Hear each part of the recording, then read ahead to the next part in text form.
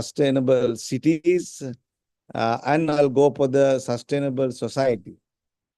Then I'll try to define what is this sustainable city and society. Of course, you know. Then later, how we bring the innovation for the sustainable cities and society. What is sustainability? You all know the sustainability. I'll think it this way. We have been living in the jungle, but with our research finding, laboratories, universities, we took into the different place called built environment. But we now understand that the built environment, moving from the nature to the built environment, there are a lot of issues, especially in the cities. So we can't live in the built environment. There are so many issues. The population, garbage, odor, heat, you name anything and everything is there. You can't go back to the jungle and start living there. But you need to have the mechanism. The mechanism is we have to convert the cities into the sustainable cities, sustainable living. In order to do that, again, we have to take the solution from the nature. So in order to produce sustainable practices, cities, we have to get the solution from the nature. So end of the day, this whole solution for the destroyed environment to bring back to the sustainable city, we use the nature, right? So this is the beginning of our life because we were supposed to live in the jungle.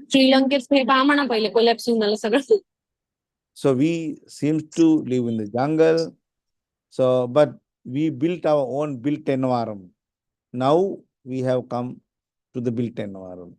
Now we see that when you focus in some places like every garbage, every lake, everywhere you see a lot of garbage. So who made it? We made it. Why we made it? Because it's our own built environment.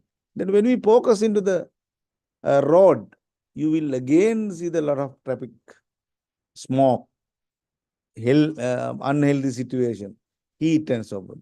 Similar way, when you focus into the earth, you will see that the earth, that means that all three elements, air, water, soil, has been polluted, destroyed by our activities which we do under the built environment. So this is the built environment, but what we want to remove this and we need to go toward the sustainable city and society. That is a requirement for the today. That is what people are working toward. All the cities which were ugly, transforming. I know that many cities in India has been transformed. Many cities in the Singapore is transformed. Many cities in Canada is transformed. Europe, whole world is trying to go for the sustainable city as well as society. What action we have to take to transform the city into sustainable city and society? We have to protect the environment. We have to make sure that the social and economical growth will be there. Environment alone does not work. Social and economic only doesn't work. We need to have these three pillars work together. For example, this is one of the city that I live, Peradeni. We started some program 2018 and we transform it to the city like this. So this is the transformation that we were. This has been transformed environmentally. It doesn't make sense unless others you transform into other areas, society and economically. If the people has no law and order, people will not like to do it. People has no job, people will not live here. Therefore, socially and economically also, we have to strengthen the people. When the economy doesn't work unless otherwise all three factors are there, right?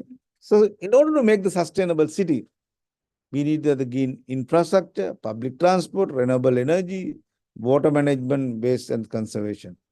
So what it is? So in case of emergency, if you can drink the water from the body, You can say the sustainable water. In case of if you can convert the transportation to the sustainable transportation, more bicycling, car parking, bus connect with the railway network. These are the way that you have to go for the public. This is where we have drive. When you go to the building sector, if you can convert to the building like this greener building, so that is the future. Inside of the building must be waste collection and other ambient condition will be suitable for the people to live. But sustainable society, it is very, very important. We have the environment, human, as well as the economy. Without that, you cannot go for the sustainable city. Again, we need these three pillars. Right. So people must be happy. Not only outside, but also inside also people should be happy. Right? As well, in order to make the sustainable city and society, city which will be environmentally sustainable, socially resilient, right? As you see there. Assume this is a sustainable city, so that when you park, when you focus on the one area, people are happy. Social life is there. People has the money. People enjoy the lesser time. When you focus on other areas, infrastructure is well there, right? Traffic light is there. People can cross, less traffic jam, and this is what we look for. Basically, three pillars: environment, social, and economy. These two, the more importance is given to the environment. Second, to the social, people must be happy. Third, to the environment, so economic. So this is the basic of my presentation. But for this one, we need a strategy. So what is the strategy that we know? That is the we call of innovation. So that is why my presentation I call as innovation for the sustainable city and society. How you bring about it? It is not the sometimes the rocket science. There has been a lot of innovation. We can adapt them. And of course, then we can innovate according to our culture, climate, and so forth. In case of Sri Lanka, we have to understand our language, our climate, our geographical, our resources. Based on that, we have to innovate the technology we are adapting. And we have to make sure that we will sustain it, right? So then we can go for the green, the innovation and entrepreneurship for the society. See our cities. This is a photograph of our city in Colombo. So that we can focus on inside. People are not happy. Economy is not happy. Environment is damaged. And all three pillars of the society has damage. Environment, social, and economic. So we have to have the innovation in order to bring these people life sustainable. So how we are going to do that? And we focus more into the economic crisis that we had in Sri Lanka. So for that one, we understand that environmentally, people are suffering socially, economically, people are. In country, Sri Lanka, we have the more economic problem than environment and social.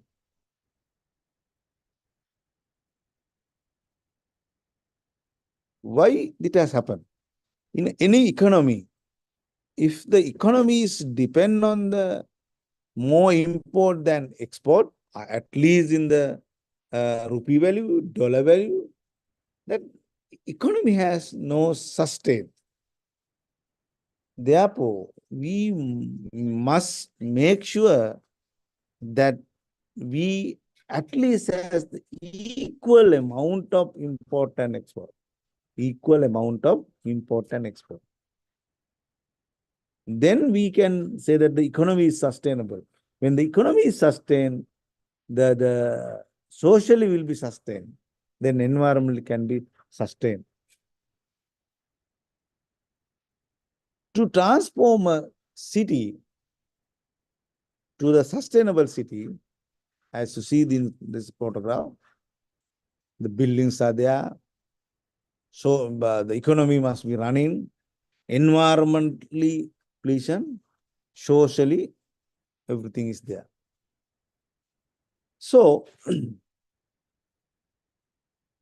if the trade balance is increasing in a country, we researchers, academic has a role. What is the role? We have to, while make sure that the policies will be toward the restriction the import, while we academic have to increase the innovation and production, help the industry to go for the more production.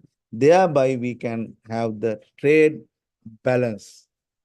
Trade balance. So there are policies and innovation must work together. Policies alone cannot do this one.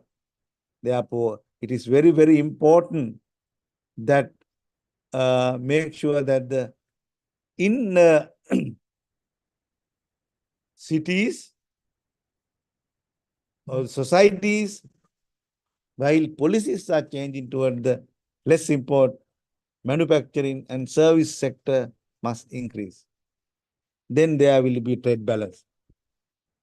So country like us, tropical situation, we might go for the more and more renewable energy. And we might go for the manufacturing. So the universities, researchers must help to improve the manufacturing process, economical design, economical construction, less fuel and so forth. Then countries must utilize the local resources and local material. And as it has been, we have been enjoying the resources for a certain period of time. Now it is the time that we must go for the sustainability, circular economy. Of course, countries like India and Sri Lanka must continue the sustainable agriculture. So this is the how theoretically we should do. Theoretically, reduction of the import that has to be done by the policy level. The improvement of the production, that not only policy but also innovation must come. So we has a role, right? We have to identify our role as academics. What is our role then? Our role, many people, India as well as Sri Lanka, trying to migrate. Migration is not a bad thing. So migration, other way, help us to develop the nation. Because those who are live in the country, when the country situation get better, they will come back with the technology and money. Therefore, we don't have to much worry about the people who are migrating. But those who are here must get together and improve the economic situation of any nation. There are not only policies, but innovation also play an important role. Therefore, we cannot only depend on the policymakers, politicians, but we do also have the part to play.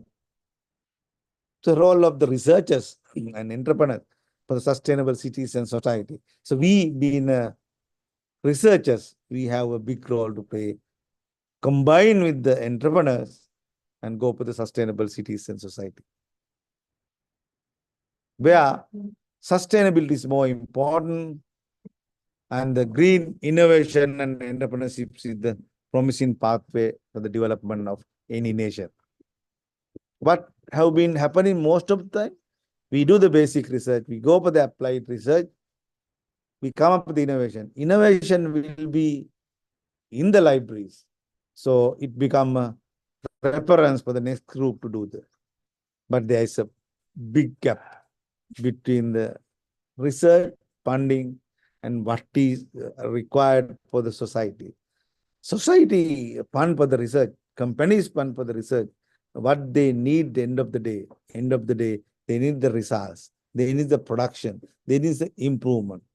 So that if that is not happening, no point of investing for the research. As there is a gap, we will see that we will be, any nation, improve more thing than exporting. But we as academic, basic research must convert to the applied research. Applied research must bring the innovation. Innovation must commercialize. The commercialize will bring to the wealth to the nation. When this wealth is coming to the nation through the innovation, through the import and export, so that we will see that we can send more things than what we are importing to the country. Then there will be a trade balance will be the zero. So this is the part that we as academic must work together. So the innovation and enterprise, for sustainable city, we need a carrier. Carrier is the innovation. We need the driver. Driver is the entrepreneur. Carrier is the innovation. Driver is the entrepreneur. Only these two people get together, only innovation go for the sustainable. Otherwise, you won't be getting sustainable city. This is, I'm bringing some good example around the world. MIT, as you all know, that one of the very popular institute around the world. How they use the innovation and research and education. Institute of Technology, USA. MIT is to make the better world through research, from the research, education, research to come up with the innovation. So innovation, they use the MIT's global entrepreneurial impact globally. It seems like they have produced more than 30,000 active companies. In these companies, 4.6 billion people employed. The annual revenue, 1.9 trillion annual rupees. Right? Some other details are there that I'm not going to talk about. Sorry. Because of that, to bring, it is the almost equal to the Indian GDP. You see, the one institute impact is almost same as the India's GDP. It goes between India and Russia. So I have been in the similar thinking during last several decades, at least last 2 decades, after me getting my PhD, 1999. I have been working toward this area. So let me explain few of the things that I have done so far. So one thing is green innovation and entrepreneurships using the circular economy. So we had a material and labor shortages. I started doing the research in the fly ash. I could come up with the brick, the lightweight brick. This is the kind of available technology, adaptation of the technology. But I did what, according to the climate, our material, our source of the other material, we modify that innovation. So it becomes the green innovation. Then we market it through the Lanka IC private, then it becomes innovation. So now it is the green innovation and entrepreneurships. So usually we don't have the call. We bring the call and from different countries and download Then after that, we produce the power. Power is still the one of the cheapest other than the hydropower, but we have been having a lot of problem with the fly air. So we try to find out the solution for this fly air. It's a come under circular economy. There's a waste generated, waste to be produced as the valuable construction material. So we get rid of the environmental damage. This is a lighter and greener material. This is one of the company that I established with my student in 2018. I'm not going into the detail about the manufacturing plant, right? So basically what I want to say is the 65 to 70% of the fly ash waste is the main component of this brick.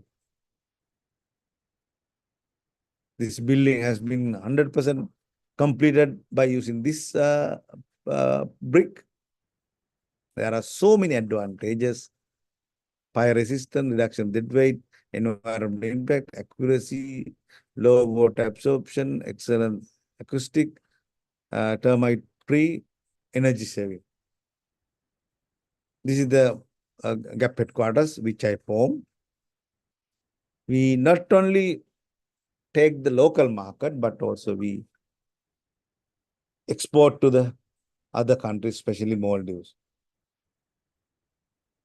Very recently, we got the most innovative local product, Silver Award at the Techno Award. It is a research commercialization. We adapt the basic technology. Industry and University of Peradeniya gave the funding. We come up with the innovation. We commercialize it, and which will brought the money to the nation. So this is how we can help you.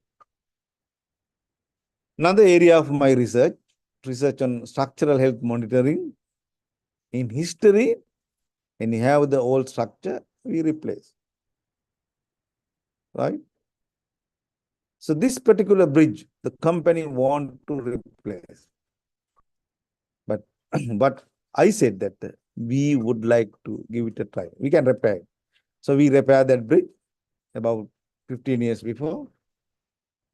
In order to carry out this kind of structural health monitoring, assessment, retrofitting, and design, and so forth, we established another company, Center for the Sustainable Built Environment Private Limited, in 2010 with two of my students. Purely on the working in the circular economy. Some of the supports given to the nation, assessment of the bridges, buildings, where we were given the basic funding, National Science Foundation, Applied Research, National Research Council of Sri Lanka, Innovation, University of Peradeniya. We commercialize the ICB Private Limited.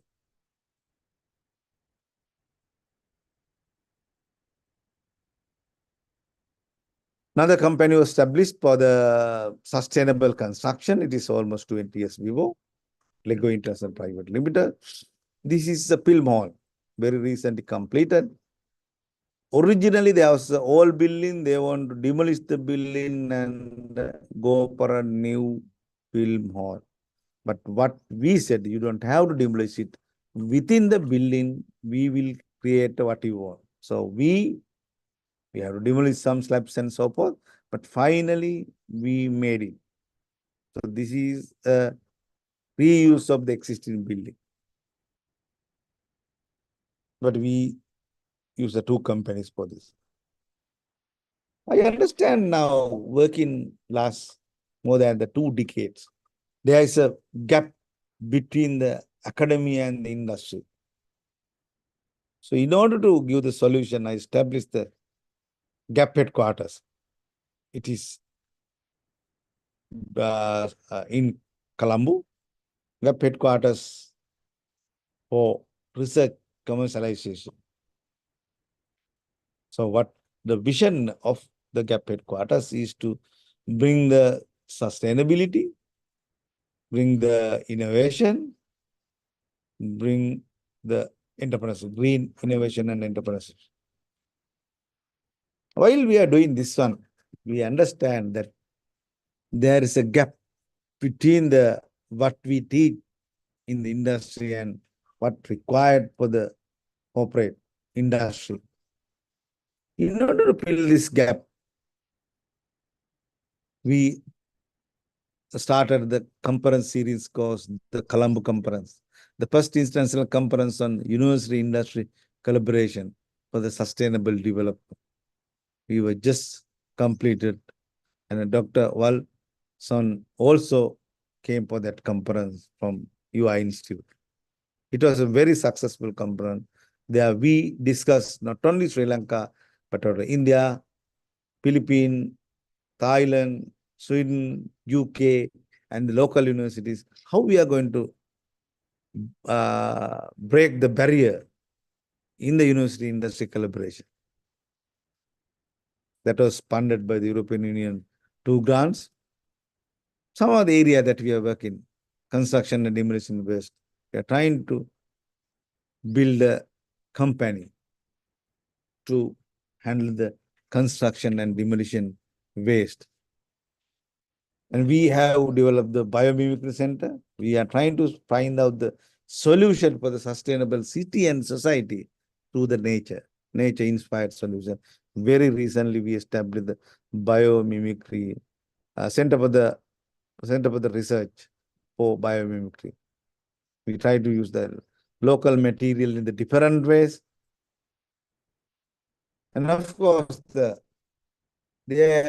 we found there's a barrier, gap between our understanding of the way of thinking and the sustainable built environment. We have been running sustainable built environment conference during last 15 years. This year, we are going to have the 15 international conference on sustainable built. We will be having it Candy. Therefore, we call it as the Candy Conference. With that, I would like to conclude my presentation on sustainable innovation for the sustainable cities and society. Therefore, my message is we being the researchers academic has a big role to play in order to bring the sustainable society and nation. With that, I'm the very much believer in the green innovation and entrepreneurship is the promising pathway to develop the world. Thank you. Over to you.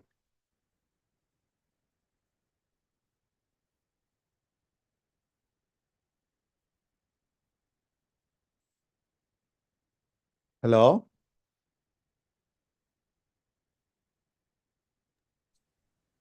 Are you able to hear me, sir? Am I audible to you, sir?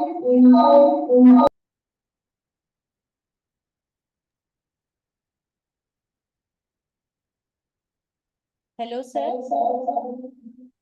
Yes. Am I audible to you, sir? Now, okay, but this still very echo is there. Okay, sir. Thank you so much for delivering such an engaging keynote address. Sir, some questions are coming here in chat box. Okay. Can Okay. I Yeah, I can answer some of the questions. बोलिए ना बोलिए Sir, please, there is some technical error. Please repeat us, sir. Hello, sir. Am I audible to you, sir? Yeah. Okay, sir. Thank you, sir, for delivering such an engaging keynote address. Thank you so much, sir. Some questions are coming here in chat box. Yeah. Can I take few of them, sir? Yeah, I will read it. And in the concrete jungle, how can we make the sustainable infrastructure development? So therefore, we have to get it as much as possible from the concrete jungle. We have to go for the greener building. You because of the high population, all that, because we don't have the very much 100% replaceable material like concrete, but you have to make sure that the concrete will be used and make sure that still you try to get the sustainability into the building. Okay, economy depend on which factors? Economy depend on the innovation. Because if you bring the innovation, you can make sure that the efficiency of the material and the process and so on, there will you can get a lot of profit and you can earn the lot of foreign currency also. Then economy become better. The innovation is a key. Social inclusion is also important. Definitely, social inclusion is very much important. Another one is wow, very nice and real appreciate. Okay, very fantastic session. Very well explained and given. How can we develop the sustainable city through the effect? No, the effective solid management is just a one part of the sustainable city. Sustainable city has a lot. It is a one, definitely solid waste management is a very important, but it is a one part of it. We must do that. So that is all we have question, right? Sir, we are taking one more question from our offline participant. She is here with me. Okay. Afternoon, sir. Yes. Sir, my question is there any scope of use of fiber in AAC block? Hello. You can speak. Sir, my question is, there is any scope of use of fiber in AAC block? Fiber. Yes, sir. Fiber? No fiber is used. AC block only the, basically we go for the 16% cement, 60 to 70% fly ash, other ingredient like the aluminum powder and some other ingredient. No fiber is used. Thank you, sir. Sir, this is the last question for this keynote address. Thank you, sir, for addressing the queries raised by the participants. Your insights and expertise added immense value to the session, and we are truly grateful for your time and commitment. Thank you once again. You are welcome. Thank you so much. It's my great pleasure.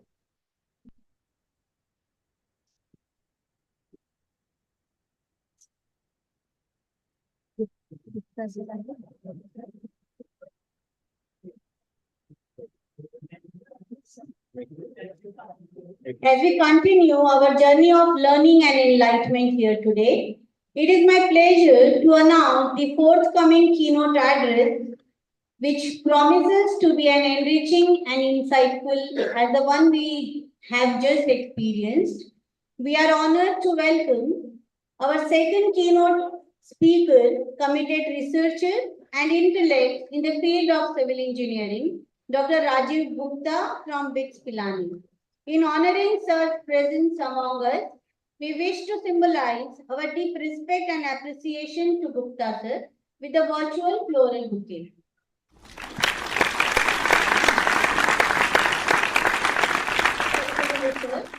I request Dr. A.D. Shinde to introduce Dr. Raju Gupta sir to the gathering.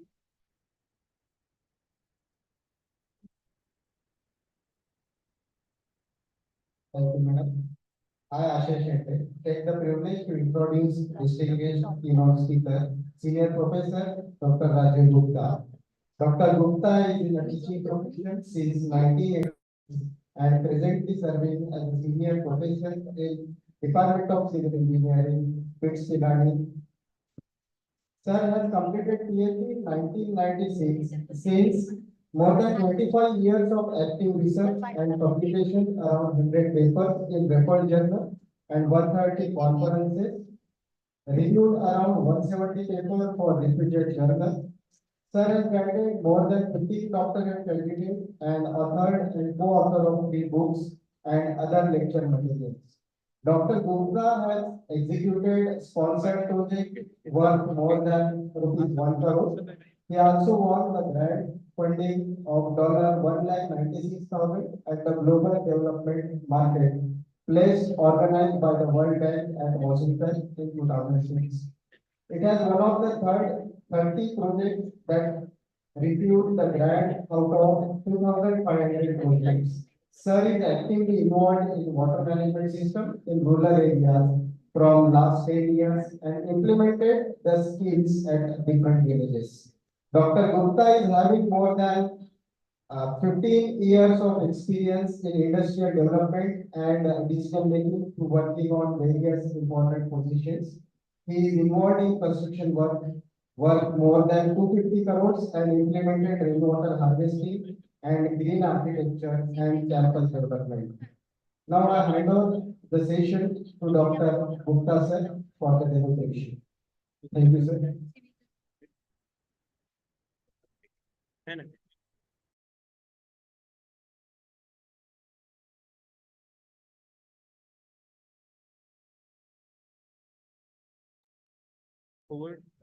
Okay. Am I audible? Yes, sir. Yes, sir. Okay. So let me share my screen.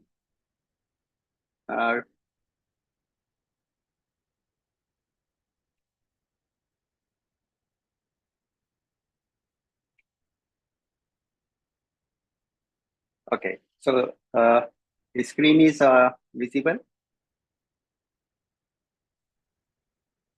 Hello. Yes, sir. Your share screen is visible. Okay. Thank you very much. So first is thank you very much for giving me this opportunity to participate in this important conference.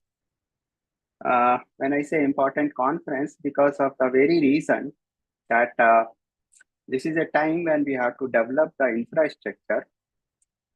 And when we develop the infrastructure, it is quite difficult to maintain the sustainability because of the very reason that sustainability now is not a single parameter that used to be, but it has got a number of parameters.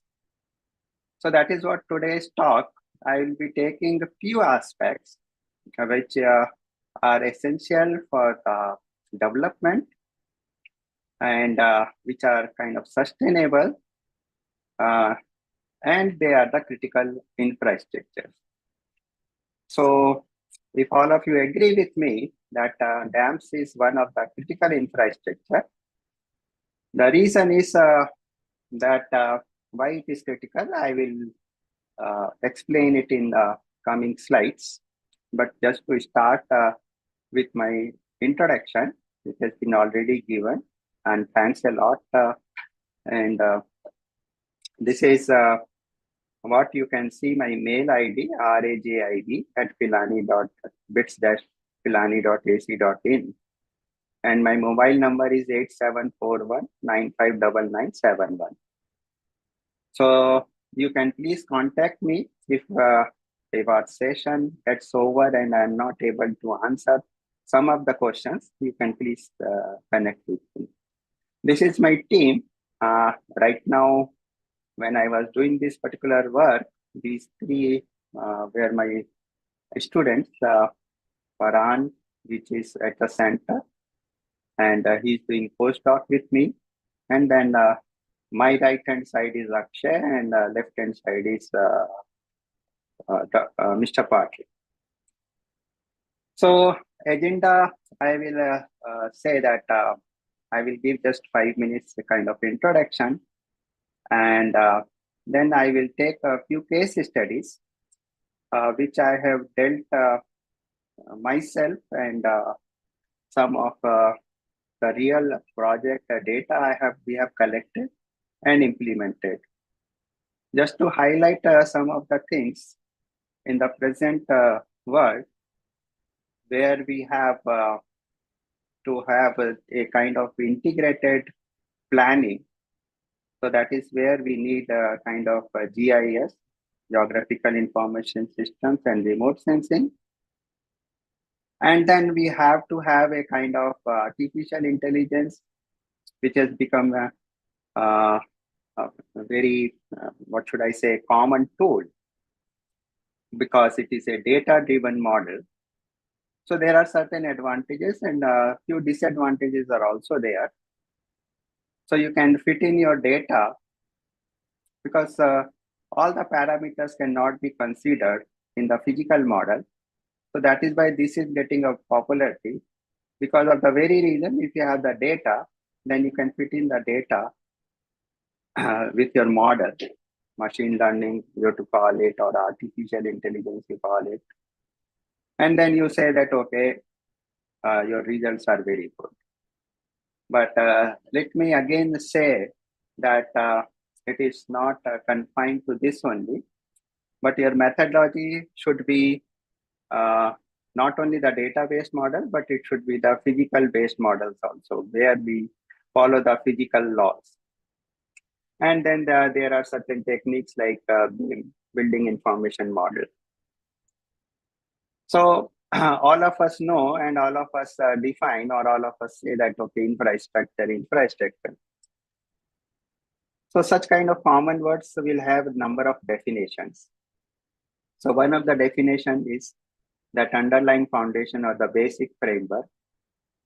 And the basic idea of this is the infrastructure where the mass number of or a large number of people get affected. That comes under the category of the infrastructure. So that is the reason that when we talk about road network, when we talk about the energy sectors, when we talk about the construction, when we talk about the water problem, wastewater problem, all this comes under the category of the infrastructures.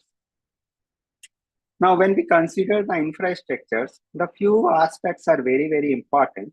I will not go into the detail, but one important aspect is planning. And there are many aspects of that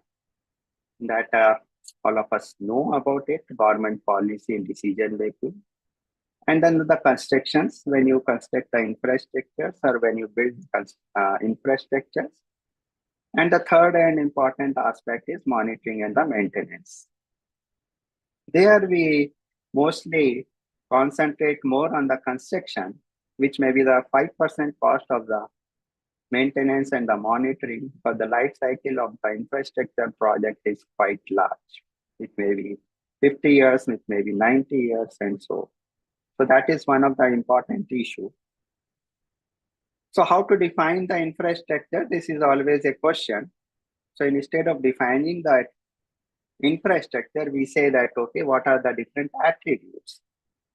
And if a particular project satisfies that attributes, we can say that it is the infrastructure. So first is that it should affect, or it does affect, a large group of people.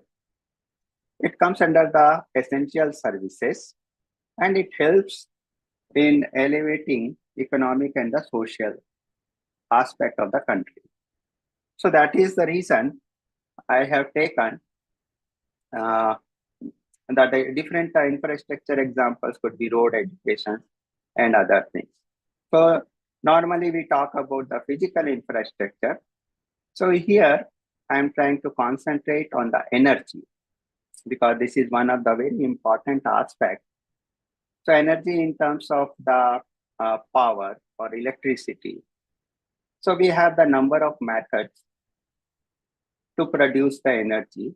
And some of the methods, like you can say by the thermal, that is coal, or the nuclear, or wind, or solar. One of the very important aspect or the method is hydro. And that is what, like, though India is one of the top 5 countries where we have the large number of dams, but in next maybe the 4 or 5 years, we should be able to come within the 2 or 3 top countries, because we have a good amount of natural resources, that is the water. And that is why, because the energy is required at each nook and corner of the country. And this is one of the methods by which we can develop a very sustainable method to meet our requirement. So this is one of the reasons why I said that the dams is a critical infrastructure. And the second reason why it is critical, because you may be having more than 5,000 dams in our country. So maintaining those dams is very, very difficult. And if you don't maintain them properly, then it becomes very critical. So that is one of the reasons that it is a very critical infrastructure. Second thing is it can help us in developing the sustainable energy, which is the kind of, what do you call it, the objective of this particular conference at an appropriate time. Because in next few years, we will be seeing that we will be requiring a good amount of energy. All of us know that what is hydropower. I am not going into the detail of that. But the dam, why it is essential, you can see that how the energy or the electricity is generated. So you have to have a impound reservoir, a very big reservoir at a particular height with the help of the fan stove. When the kinetic energy is converted, or the potential energy is converted into the kinetic energy, and you run the turbine, and then with the help of the turbine, you generate the energy. The frequency plays a very important role when you have the energy generation. So this is what the big advantage if you go for the hydropower, and the generation process is environmentally clean. It is highly reliable. Because of the very reason, I can understand that in the summer, the water may come down, the quantity, and that is where the dams are required, so that you have the sufficient amount of water at all the time. And the extra waters can be released. But when you have such kind of dams or such kind of facility, you have to be very careful with respect to the disaster of these particular infrastructures. For example, if the breaching happens, then surrounding areas will get submerged. And it is quite or very difficult. Second is that when we construct such kind of infrastructure, the surrounding environment gets affected. So that also have to be taken care, and it should be taken care at the time of planning itself. So that is what I'm going to do, certain methodologies or the aspect which I will deal with in this particular talk. This particular slide, I will not read it, but you can see that what our nation has got. So the total number of dams is approximately more than 45,000. And it contributes to 16% of the world food production and the 16% of the world's total electricity supply. In this aspect, I will really appreciate our Sri Lanka partners, because this is one of the countries where, I'm not be very correct, but it is one of the top countries where the hydropower generation is almost at the top priorities. The second aspect which I am touching upon is because when we talk about the sustainabilities nowadays is not a single parameter, but it has got number of parameters, as you can see in this particular slide. So you have to consider the economic, you have to consider the technical, risk, social issues, environment, and so on and so forth.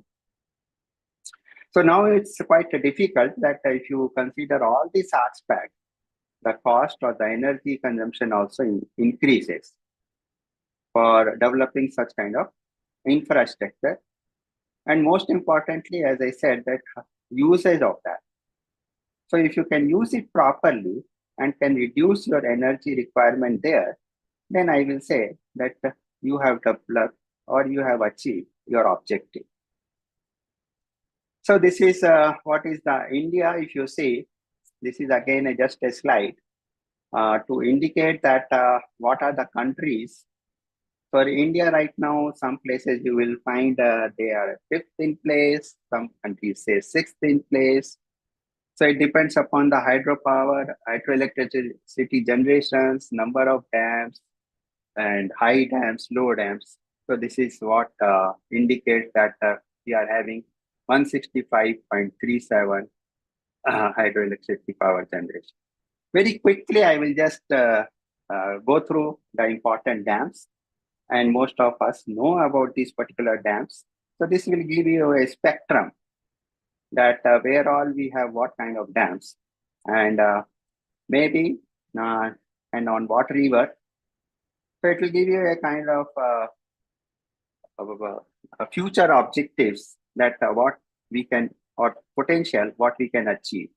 So these are the different kind of dams, different states, different countries, and this is the Tehri dams.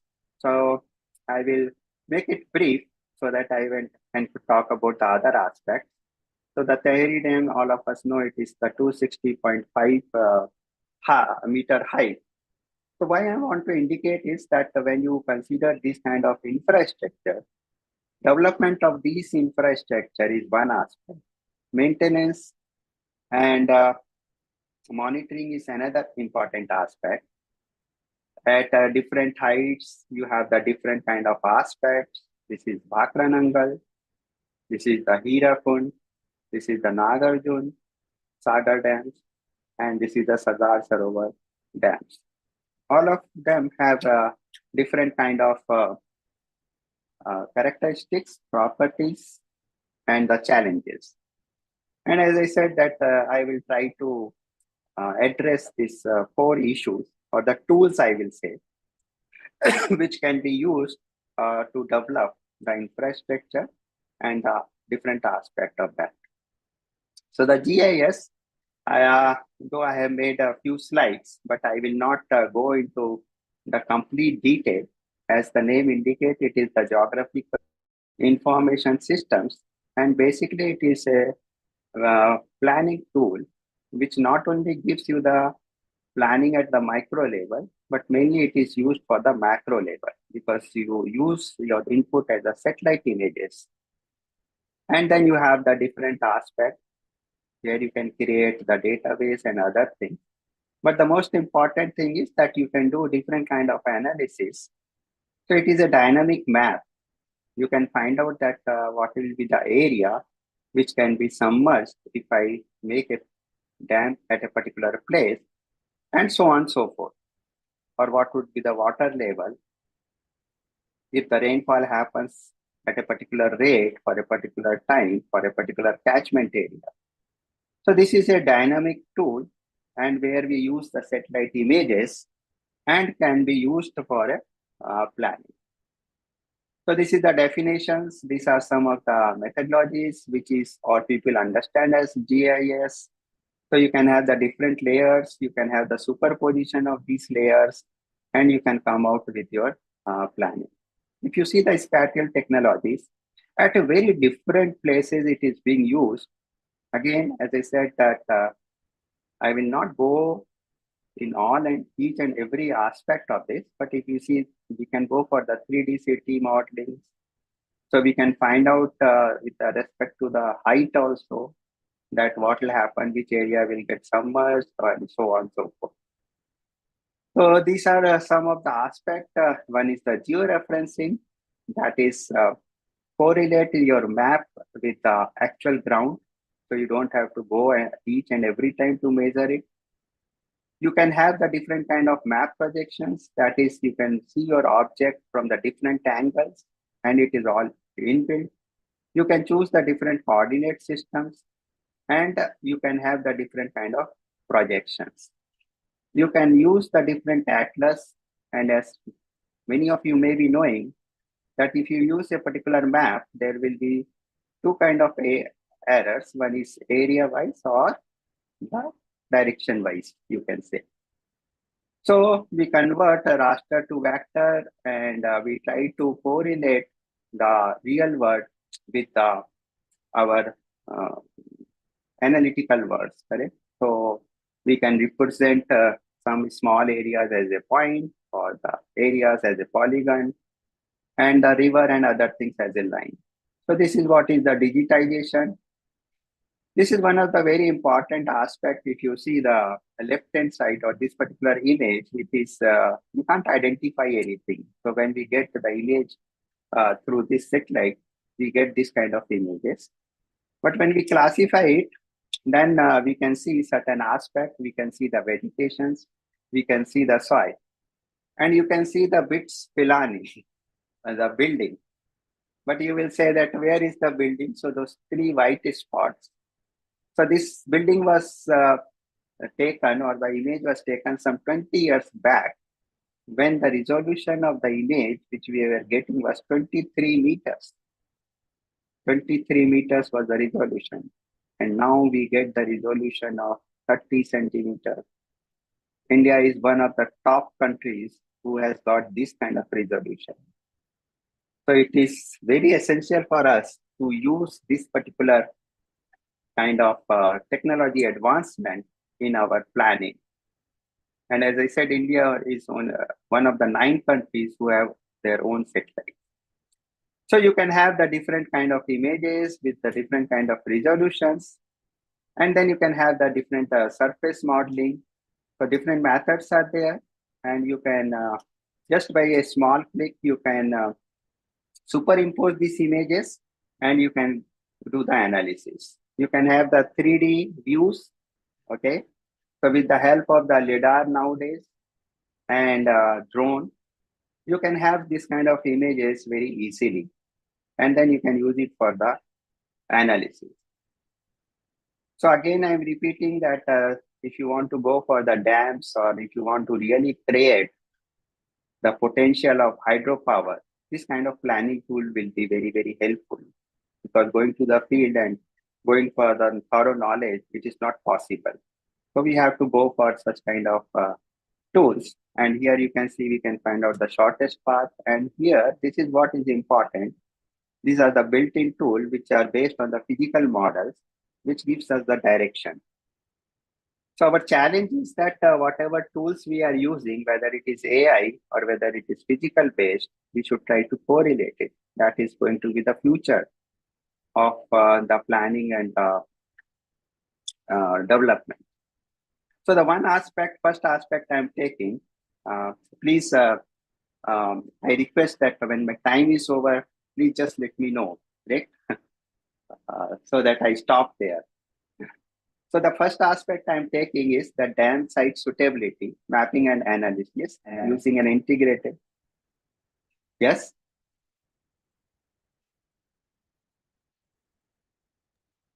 Sir, please Okay. continue.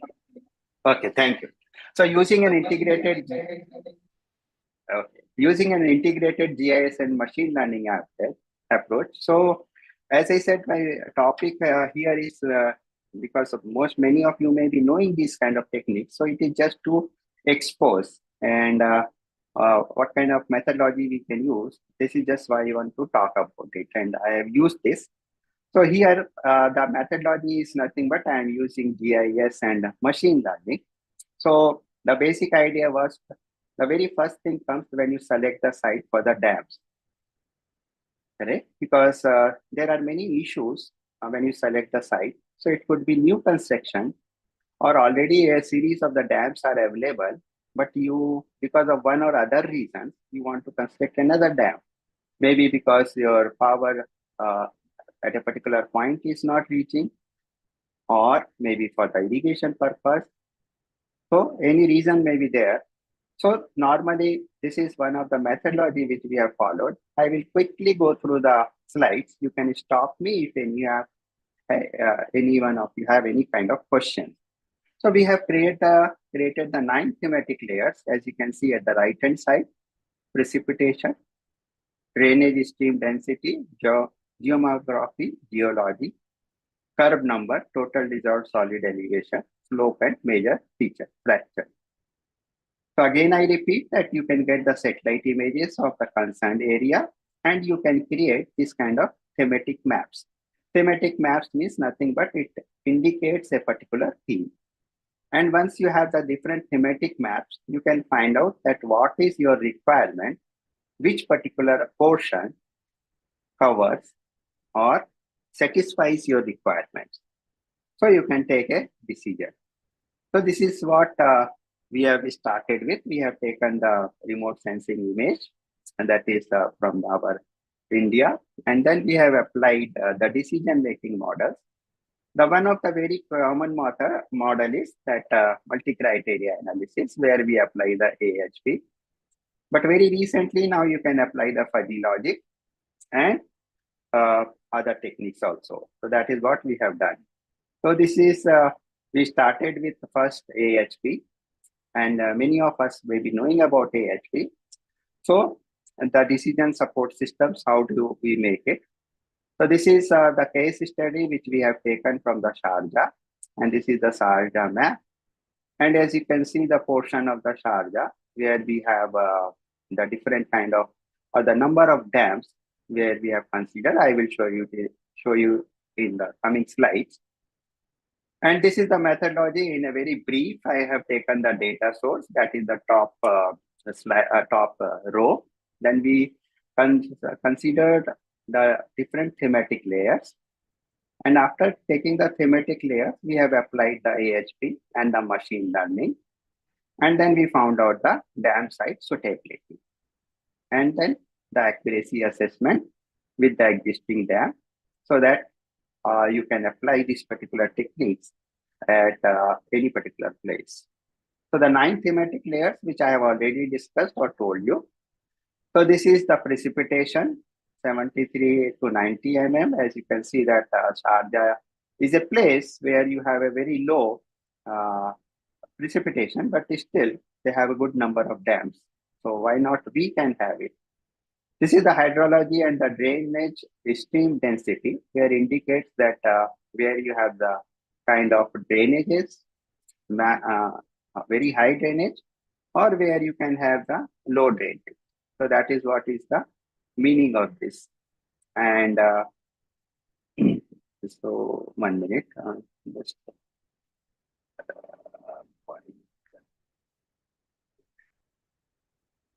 So as you can see that these are the nothing but the hydrology and the drainage density system. This is the drainage stream density, which is the thematic map. This is the geology. So it gives you a very clear-cut picture that what kind of soil we are having. So what will be the kind of infiltration and other things. This is the fan is a triangle-shaped deposit of gravel, sand, and this kind of topographical features also you can identify. This will help us in identifying the space or the location of the dams. This is the geomorphology, mountains, sands, urban areas. This is the curve number. This is one of the quite important parameter which has been identified, and it gives you the runoff and infiltration and this kind of parameters you can calculate. And this is the method. And as I told that, not going into the detail of this, but what I want to show is that it is quite possible to collect this kind of details. Then you have the total dissolved solid, because this is one of the important features in the river. Once you have the dams, you can have the silt problem. So this also, you should collect the water quality before you go for the construction of the dams. This is the digital elevation model. So as the name indicates, you can understand that you can create the different heights and the elevation of the different points with respect to the area which you are looking for. And then the last one is the fracture distance. So what are the fractures which are away from a particular place or a point? So it will help you in identifying the location. Sorry, and the slope is the last one, because the water flow. So you can find out what is the catchment area and how much water you can consider it. So first we applied the AHP technique, and AHP, many of us know that the basic reason or the basic methodology of the AHP is the SETI's number, that is for each parameter, you have to give mutually the percentage or the number, how important they are. So as you can see over here, with respect to the geology, 1, 2, 3, 4, 7, 9. And another important thing is that the weightages 20, 20, 15. So these are the weightages you can change also, or you can use the opinion of the experts. And the advantage is that you can always go for the different iterations and can find out the worst case scenario and the best scenarios, and then you can take the decision. So these are the other things which can find out the consistency index that is required for AHP. And as you can see that these are the matrix where you give the mutual importance of the different parameters. So first we applied the AHP and then we applied the machine learning.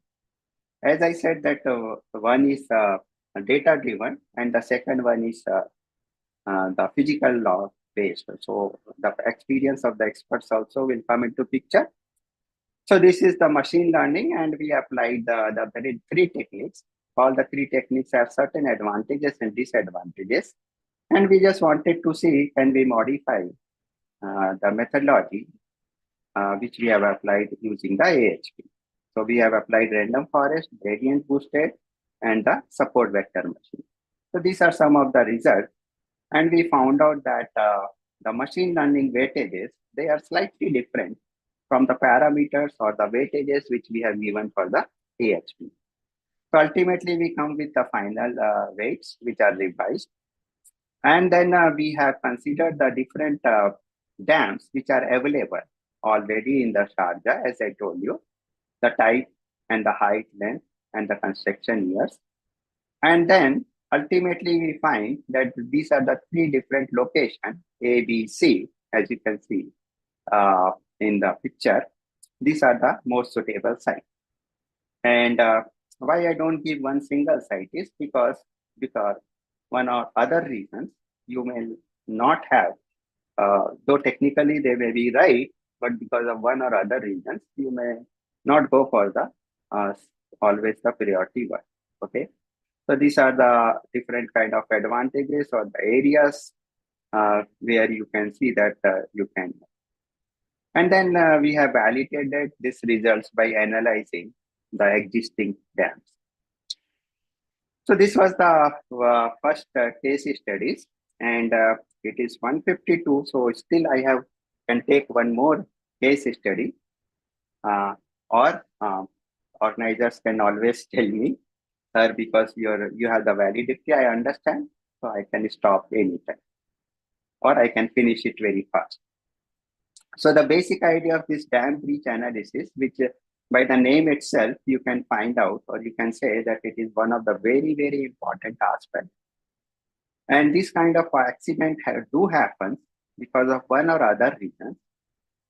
And not only for the, it is critical for the very important dams or very high dams or where the capacity is very large, even for the small one also, because once it is breached, in that case, a very large area gets submerged. And we can't understand their problems, the people who are living there. So they have the real problems, and you cannot go for shifting those people all the time, because obviously the area wise also they are living such a. So here what we have done is, again, we have taken a case study, which is Lock Haven in Pennsylvania. And what we have done is that the data requirement, as you can see that these are the basic data, which you can get either by the field survey or by the satellite images, or by the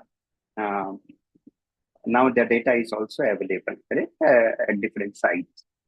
So the spatial data is given right-hand side, projections, downstream area shape files, which we convert. And the field data which we require is elevation, here, embankment, and so on, other things. Now, next 5-8 slides are not that important, because once you are interested, you can use any other software. We have used the GeoHackers, and this is one of the software you can use, or you can develop your own software. So these are the slides which indicate that how to use this is this software. And the basic idea of showing this is that it is not very difficult to use this kind of software. So you have to creation of the black lines, 2D flow areas, boundary conditions, you can go volume curve, you can decide wear profile and the gates data, flow data and the boundary condition. So these are the certain parameters which you know, because when you go for any kind of modeling, these are the normal data. So only thing is that when you create using GIS or the satellite images or machine learning, it may be slightly different.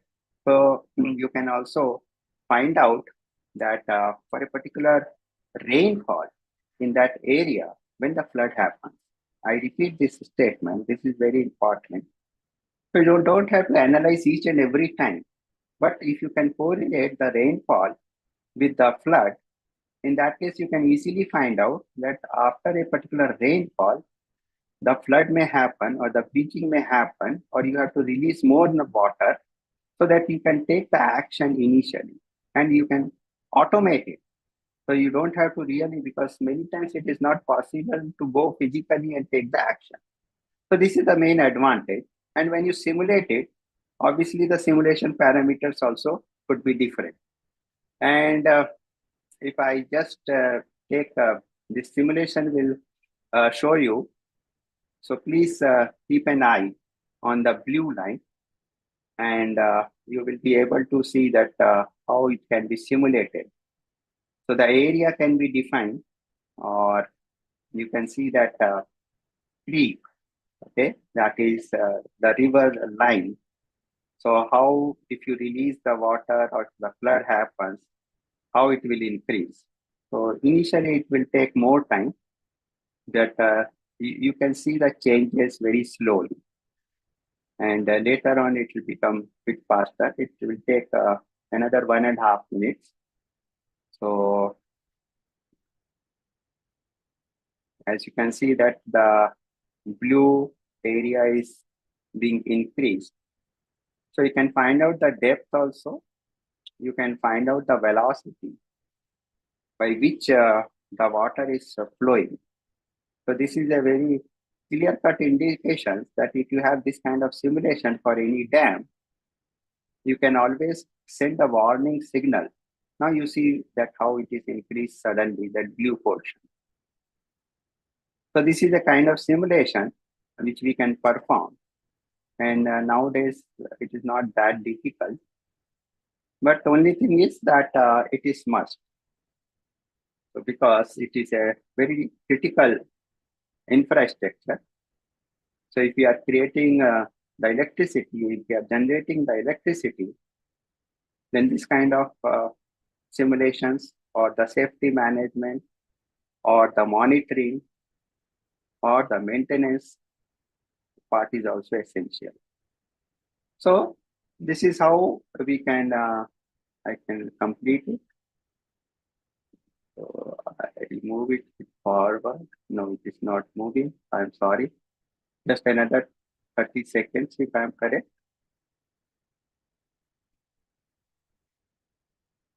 So this is what I mean by the simulation. Okay. Let me go to the next slide. So you can see that the left-hand side, when we started the simulation, and the right-hand side, it gives the maximum water surface elevation at any particular point. The last case study I have taken is the inspection of the cracks in dam structures. This is one of the major problems in our country, or rather for all the countries, because number is very high. So, and the cracks or such kind of structural parameter, structural failures may happen. And it is very normal, like if you see China, USA, other developed countries also, this kind of failures keep happening. So it is not only the loss of revenue, but it is the loss of infrastructure, loss of life, and so on. So what I have done is that we have developed a object detection software, which is also available. So you can directly use either the machine learning based approaches or deep learning based approaches. And basic idea, as I said, that this is the database driven model. So what you can do is that You can develop the any kind of network, and using the data where you have the different kind of cracks, you can train it. So creating an image data set, so you will have the number of images where you can create the data set, and then you can train your model. So you can use any model, okay? So don't worry about the name. And then you can identify the kind of cracks. So whether it is structural cracks or whether it is superficial cracks and other things. Once you have done that, so as you can see, these are the different kind of images, and it will clearly gives you the kind of depth, kind of width of the cracks that will be helpful for you whether to take action. And once you do that, then we can do the drone survey. So now the drone is very, very commonly used and everybody uses it. So you can have the RGB or you can have even the LiDAR images. So that will be helpful. And there are certain kind of ultrasonic underground technology where you can find out the extent of the infrastructure. And once you do that, then at your room or at your lab, you can identify those cracks using the image processing processing. So you can have the high accuracy, and these are some of the methods which we apply. And you can see that we can identify the cracks. So some cracks are kind of major, and with the experience, we can find out what kind of action is required. This kind of action is not possible by the field survey, and that is why we need this kind of. So for the coming years, if we really want to go for the sustainable development, I feel this is one of the important aspects where we should concentrate on. Thank you very much for giving me this opportunity. And if anybody has any question, I will be more than happy to answer.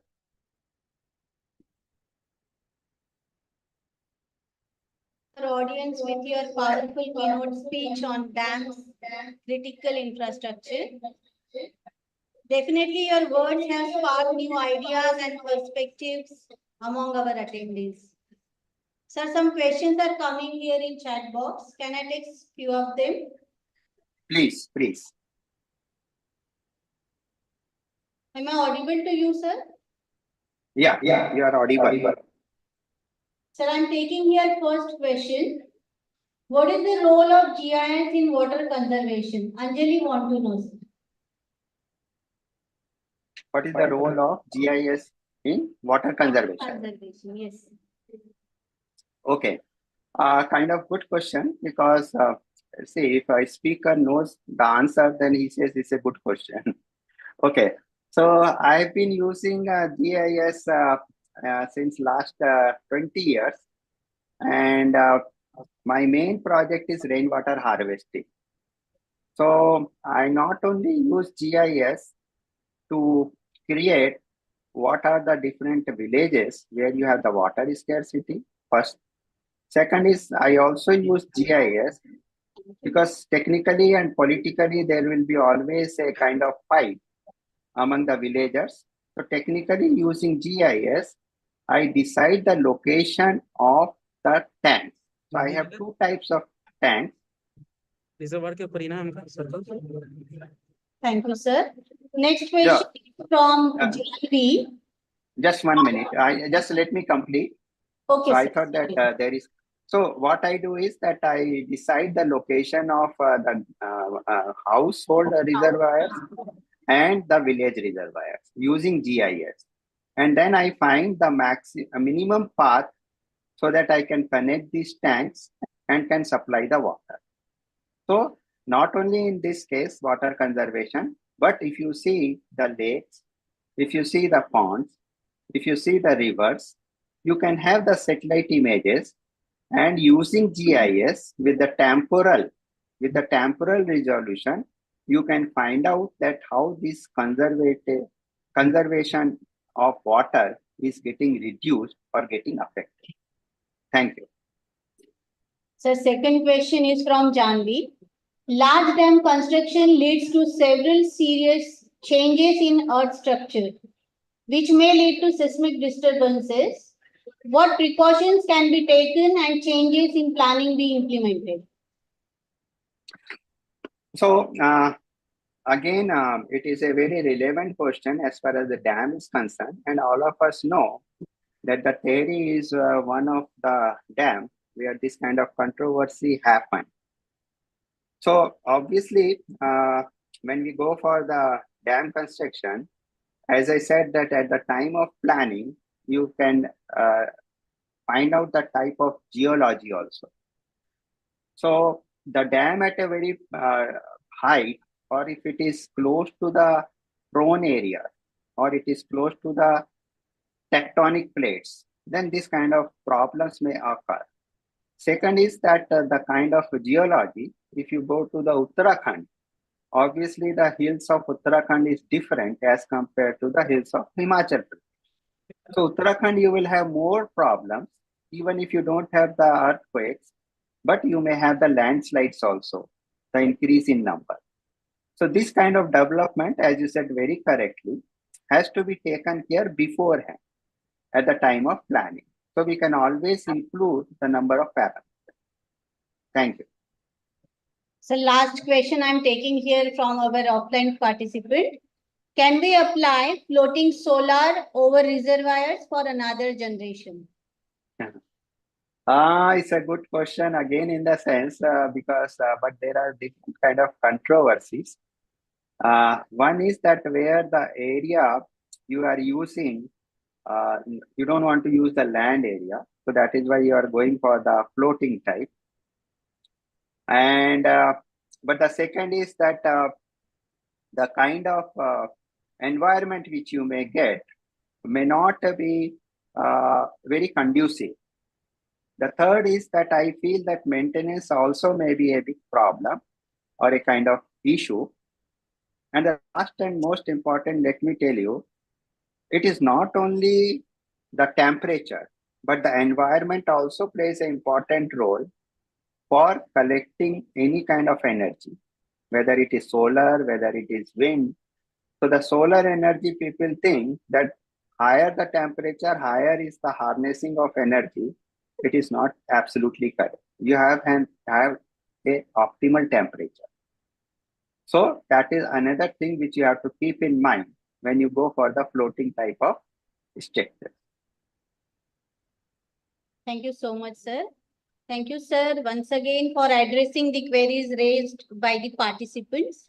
I want to extend our sincere gratitude to you, sir, for delivering such an inspiring and thought-provoking keynote address.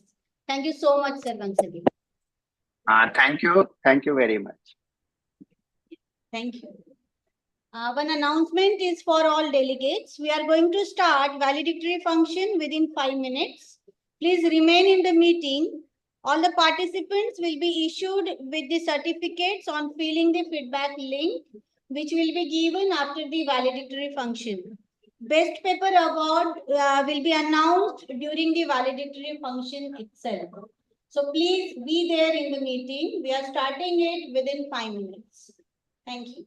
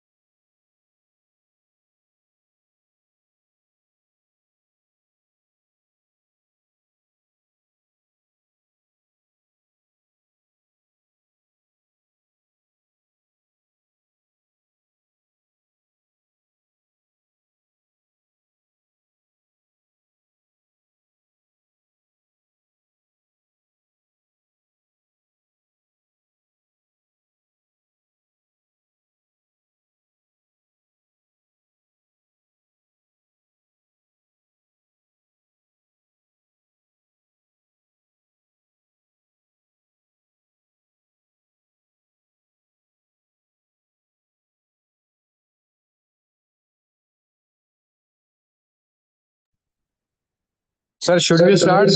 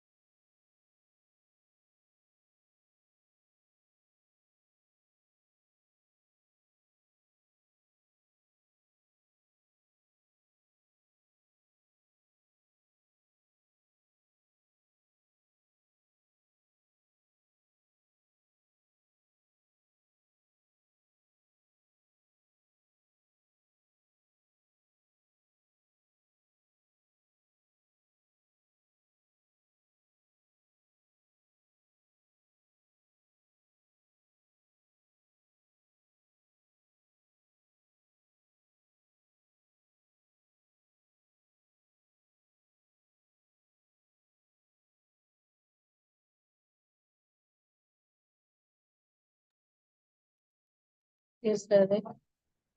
Ranjit sir.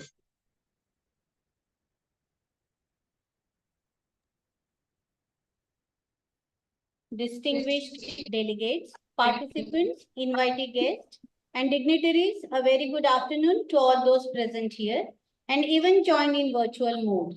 A warm and resounding welcome to each one of you as we have gathered here to celebrate the successful conclusion of today's international conference on critical infrastructure and sustainable development in a hybrid mode, which was framed with prestigious association of ACIS, University of Peradeniya, Sri Lanka, IINLC, ICINC, IWWANC, ACCNC, and IFERP Chennai.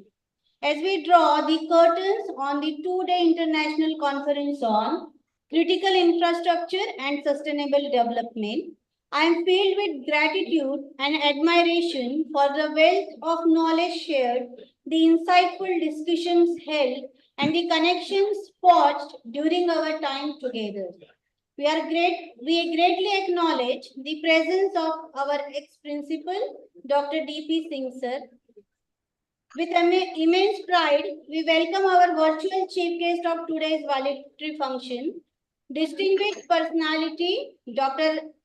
Ranjit Disanaike, Senior Professor, University of Peridenia, Sri Lanka, also President of Institution of Engineers, Sri Lanka, by presenting a virtual floral bouquet. We welcome you, sir. It is my distinct honor and privilege to extend a warm welcome to our esteemed guest of honor of today's function, Dr. Bharati Ganesh, Professor and Head, NITT MET Bangalore, by presenting a floral sapling. I request Dr. M. Badar, Vice Principal and Conference Chair, to welcome Madam.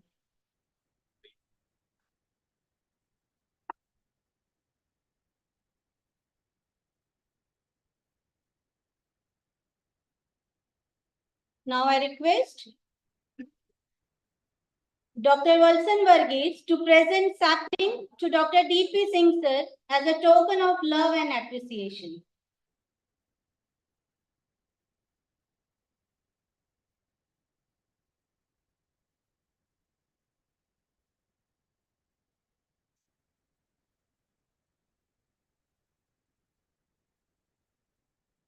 Thank you, sir. I consider it a great honor to invite guiding light of the conference, Dr. M. Badar, Conference Chair and Vice Principal KDKC, for the welcoming remark and share his invaluable insights.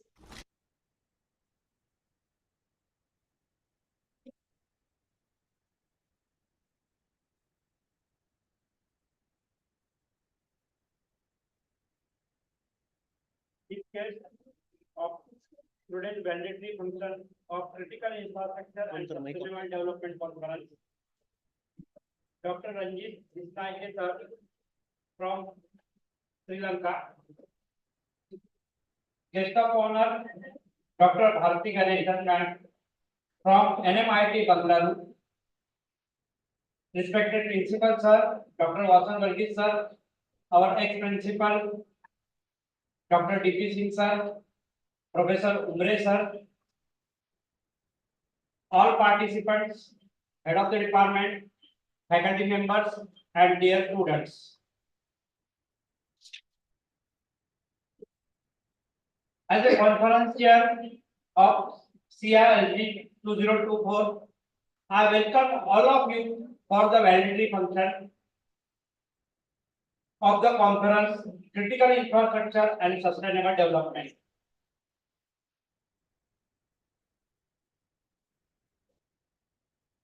All participants must have enjoyed the lecture of Dr. K.V.L. Subramanian sir from IIT Hyderabad.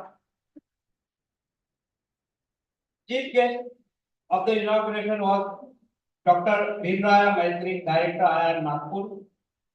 Keynote speaker again, T.I. Eldo sir, Dr. Simon Burke sir, Dr. Ranjit Disnaike sir, Dr. Raju Gupta sir. All the keynote speakers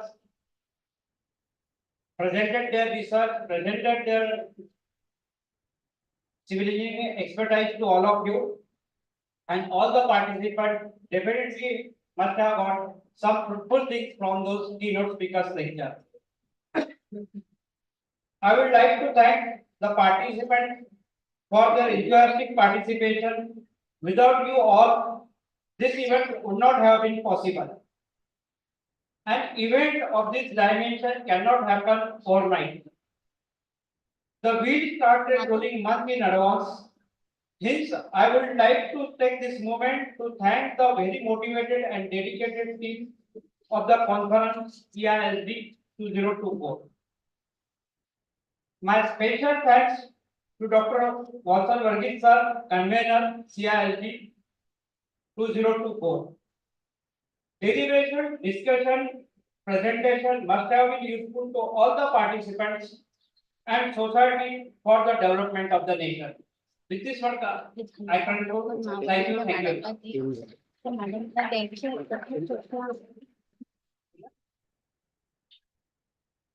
Thank you so much, sir. His clear vision, dedication, and tireless efforts has been the driving force behind the success of this remarkable gathering. I request our principal and convener of conference, Dr. Valsan Varghese, to present the overview of the conference.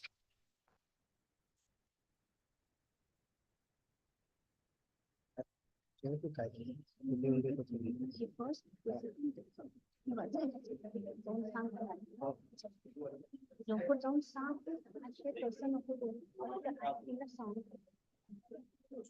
afternoon, everyone present here. As the convener of the International Conference on Critical Infrastructure and Sustainable Development held at KDK College of Engineering for the past 2 days, I am delighted to provide a review of our event. Respected chief guests online of this valedictory function, Dr. Ranjit Desai, President, Institution of Engineers, Sri Lanka, and Senior Professor at University of Peradeniya, Sri Lanka. Guest of honor, Dr. Bharati Ganeshan, Professor and Head, NMIT, Bengaluru. Ex-Principal Dr. D.P. Singh, very fortunate to be here today. Dr. Budar sir, Umre sir, all distinguished professors, participants, and dear students. First and foremost, I would like to express my heartfelt gratitude to all the participants, speakers, dignitaries, and attendees who contributed to the success of our conference. Your active engagement, insightful contributions, and dedication to advancing knowledge and innovation, the field of critical infrastructure and sustainable development are being truly commendable. Our esteemed keynote speakers, including Dr. K.V.L. Subramaniam, Dr. T.I. Eldo, Dr. Simon Berg, Dr. Ranjit Desai, and Dr. Rajiv Gupta, provided invaluable insight and thought-provoking perspective that stimulated fruitful discussions and inspired further research and collaborations. The parallel sessions, featuring over 150 papers, were a testament to the depth and breadth of research being conducted worldwide. The rigorous review process ensured the quality and relevance of the presentation, while the interactive question and answer sessions facilitated meaningful dialogue and knowledge exchange among presenters and attendees.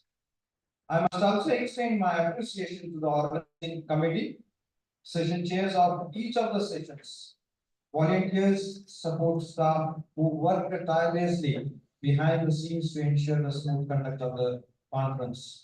Your dedication, professionalism, and attention to detail were instrumental in creating a conducive and enriching environment for all the participants. We appreciate the cooperation from our associate partners, American Society for Civil Engineering Indian Section, University of Peradeniya Department of Civil Engineering, Sri Lanka, Institution of Engineering, Nagpur, Indian Water Works Association, Nagpur Center, Indian Concrete Institute, Nagpur Center, Association of Consulting Civil Engineering, Nagpur Center, and IBRP Chennai for putting up new energy in this conference. Ultratech Cement Limited sponsor has given a boost in our effort in the successful condition. As we reflect on the outcome of the conference, it is evident that our collective efforts have contributed to advancing the discourse on critical infrastructure and sustainable development. The insights gained and connections brought through these 2 days will undoubtedly inform future research, policy decisions, and practical interventions aimed at building a more resilient, sustainable, and equitable world. In conclusion, I am proud of what we have accomplished together and optimistic about the impact our collective endeavors will have on shaping the future. I look forward to seeing the fruits of collaborations unfold in the months and years to come. Thank you once again to everyone who contributed to the success of conference. I am passionate, expertise, and commitment are truly inspiring. Thank you, Vinesh. Thank you so much, sir. Now I request Dr. S.R. Satone, Organizing Secretary, CISD, to introduce our guest of honor, Dr. Bharati Ganesh, to the gathering.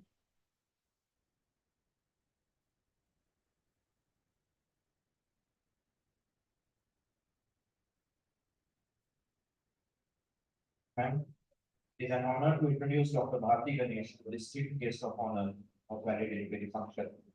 Dr. Bharati Ganesh is presently working as Professor and Head, Department of Civil Engineering, NIPT, Meenakshi Institute of Technology, Bangalore. She has 2 years of industrial experience and 30 years of teaching experience. She has guided 46 MTech students and presently she is guiding 5 PhD research scholars. She has published more than 66 papers in international journals and conferences. She is a life member of many professional bodies, namely include Indian Concrete Institute, Association of Consulting Civil Engineer, member of Chartered Management Institution, Engineers Council of India, Professional Engineers, Institution of Engineers Research Publication. Dr. Bharati Ganesh is a member of several committees which includes Governing Council, Academic Council, University Board of Studies, Subject Expert Committee, Doctoral Committee. As a resource person, she has presented technical presentation at various conferences in 7 other countries, workshops and activities, hands-on training in civil engineering. Please join me in welcoming Dr. Bharati Ganesh and expressing our sincere appreciation for her gracious presence. We eagerly anticipate her enlightening. Thank you, ma'am. Thank you, sir. I invite now on the dais guest of honor, Dr. Bharati Ganesh, to share his invaluable thoughts.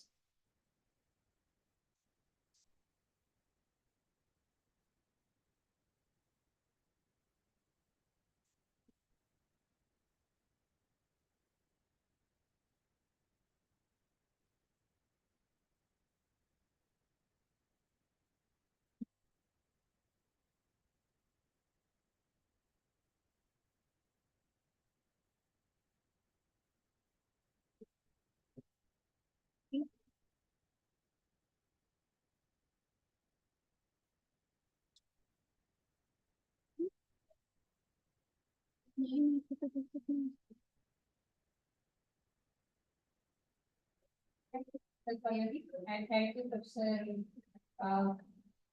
Sathone, sir, for introducing me. Very good afternoon. Namaste to one and all present here. Feel proud to be. Feel proud to be. Feel proud to be civil engineers. Feel proud to be. Feel louder, please. Feel proud to be. Yes. Civil engineers are nation builders. You know, we should feel proud to be civil engineers. I am happy to be part of this valedictory program, which is for concluding two-day international conference, critical infrastructure and sustainable development, in short, CISD 2024, organized by famous KDK College of Engineering, Nagpur. While coming to the college, I was seeing the board at the signal, prominent signal, that the board itself is named after the college. Even the signal board was highlighted in the board of the college. I was so happy. Maybe each and every student of this institute be proud of it, to be part of a college which has already established its name for more than 4 decades. You know, using respected principal sir, Dr. Watson Varghese, former principal Dr. D.P. Singh sir, and Sri Dr. A.M. Balan sir, vice principal, and engineer Ravindra Renchia sir, who is president of AAC India section. I have interacted with him. He was supposed to be a speaker in our college online during FDP, but we thought we will invite him for the next structural health monitoring section. I was Secretary of American Society of Civil Engineers for 1 term and treasurer for 2 more terms, 3 terms. I have interacted with sir. So hello sir, you are online, and all other colleagues on the dais, Professor Kumar is head of the Department of Civil Engineering, all professors, my colleagues, and dear friends. You know, during inaugural address,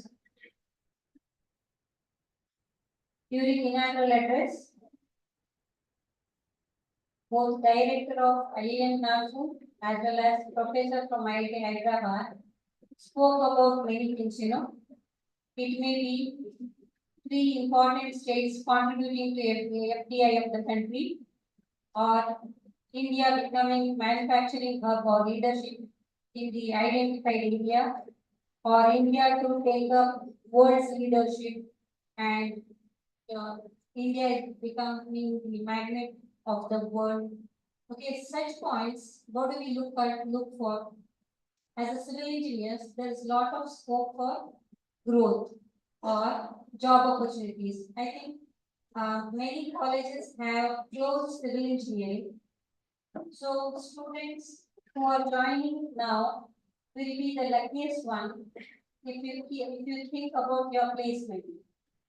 Okay, I think by the time you complete your degree, whether it is in 25 or 26 or 27, all of you, if you equip yourself with the skill requirements of the industry and basics fundamentals, you should have at least 2 to 3 jobs in core engineering, civil engineering field itself in hand when you go out of the college.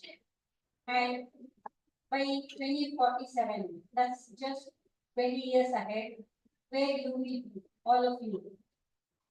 You know, you will be the illustrious alumnus of this college, heading major companies or major positions in India. So equipping one with sound fundamentals is very much essential.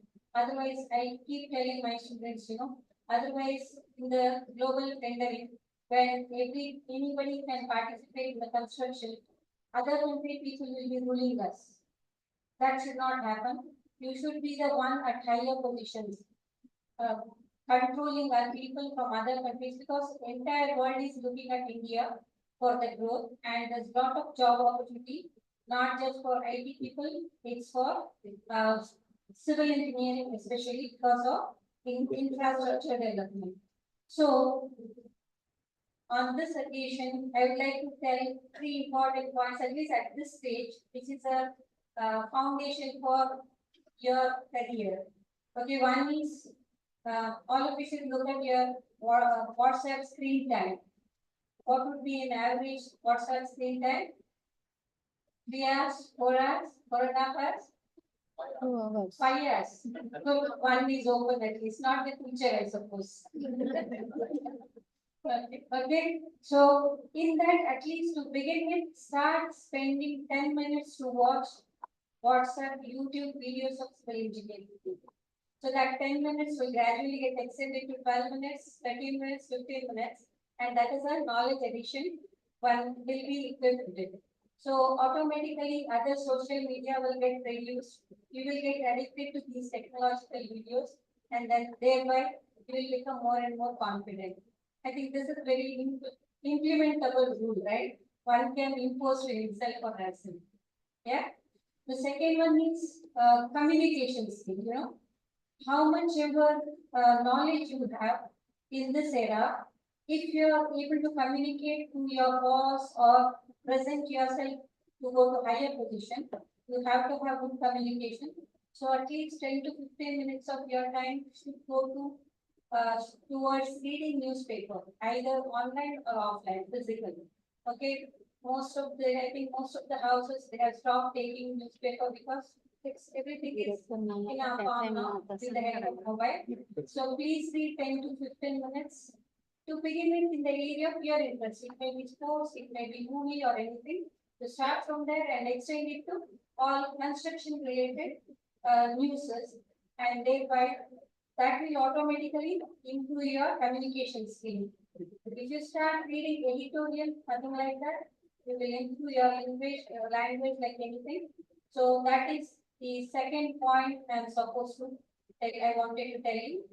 Third one is Bureau of Indian Standard. Now, registration is open for everybody, each and everybody. So you please register as a member of Bureau of Indian Standard and download all the Indian Standard code books. So it's a must. You see, all these points you can add it in your resume also. You are a member, registered member of Bureau of Indian Standard. Okay. Similarly, college has many student chapters, whether it is Indian Computer Institute, Association of Consulting Civil Engineers, or Institute of Engineers. I think there are IWA 6 to 7 student chapters are there. So please become members of those student member of those chapters.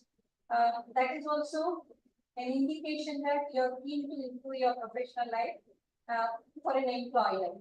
So that is a value addition to your resume. So please do it immediately. And this is how you can strengthen your resume, and it's a good thing that many of you have presented your paper here. Those who are not started yet, yes, it is a time for you to start because many international conferences are around. You need to please publish your paper and be a part of research, which is a part of industry as well as academics now. Look for good companies. Okay, you may be thinking that salary is very less. Yes, it is proportional to your knowledge. Okay, in Nagpur, in Nagpur itself, you may be having 50 good companies who are paying not less than 3 lakhs per annum.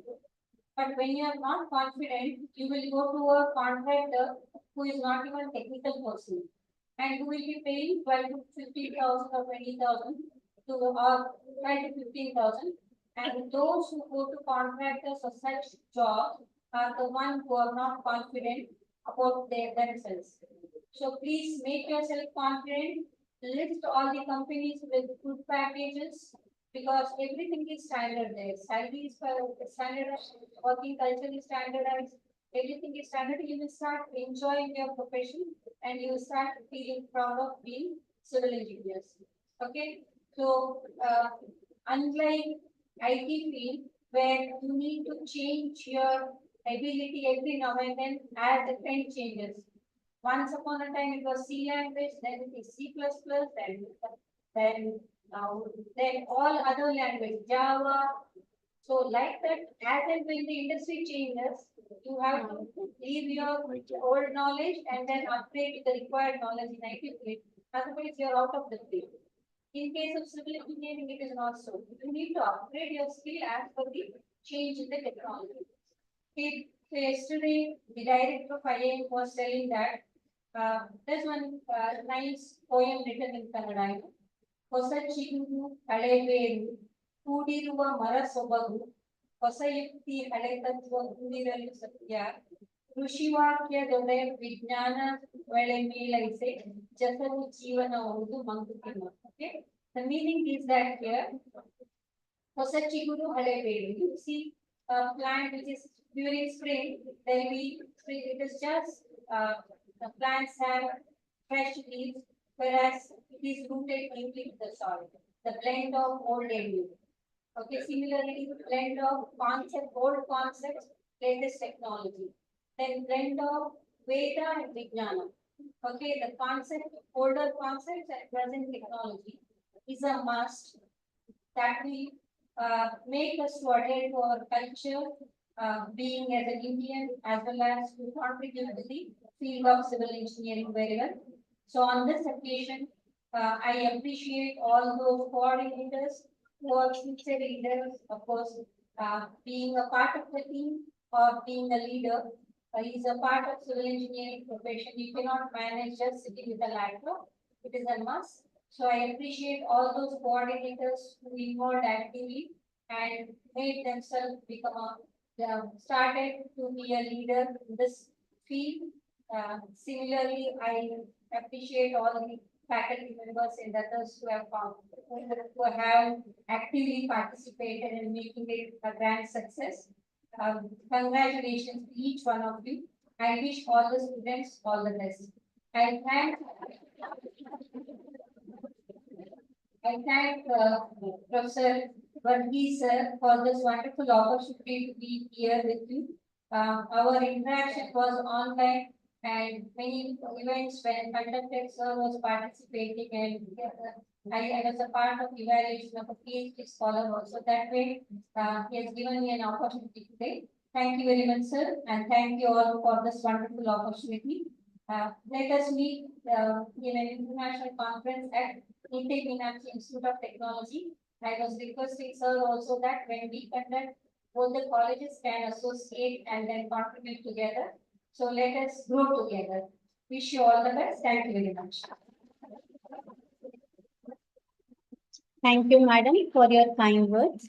We extend our gratitude to all the authors who had submitted their work, as well as our reviewers and chair for their invaluable efforts in maintaining the highest standards of academic excellence. It's not about winning or losing, but participation matters the most. However, it is customary on our part to declare the Best Technical Paper Award selected by chair of all the sessions together.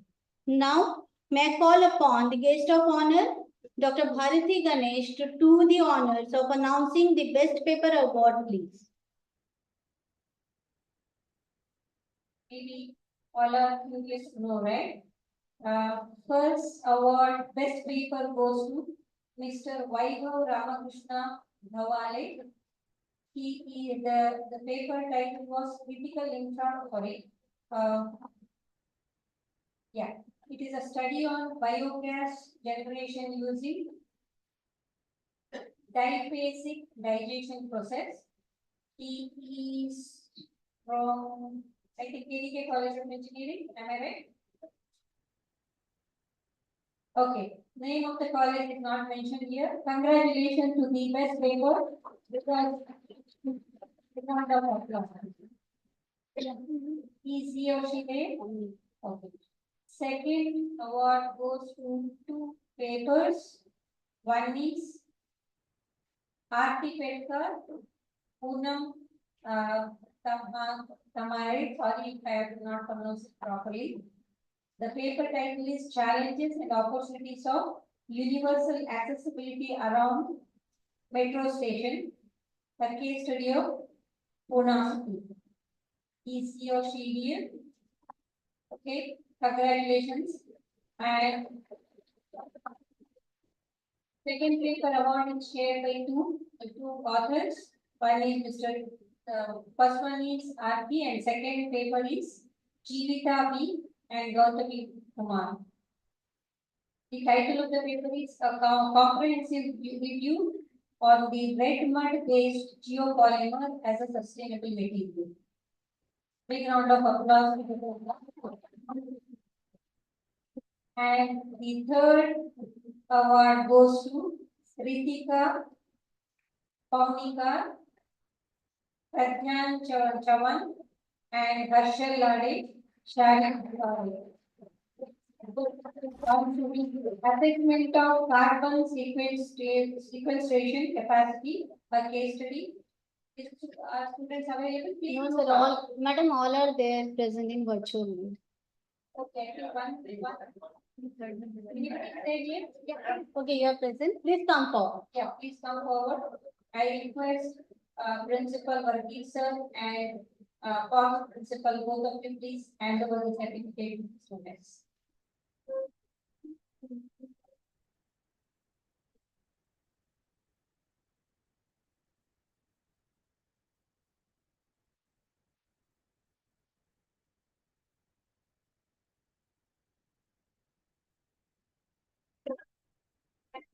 Thank you.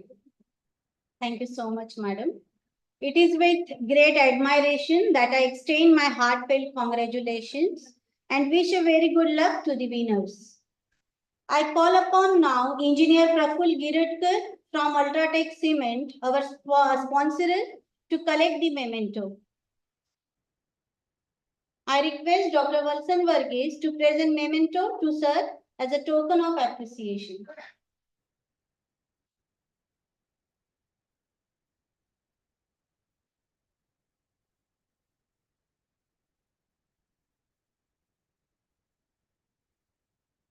Thank you, sir.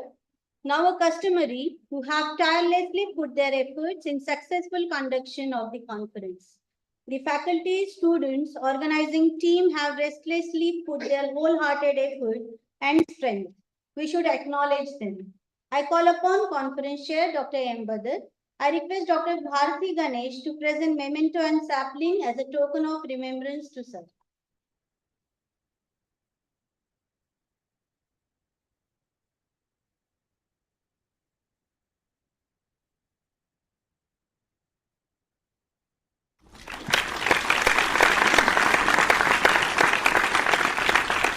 Thank you.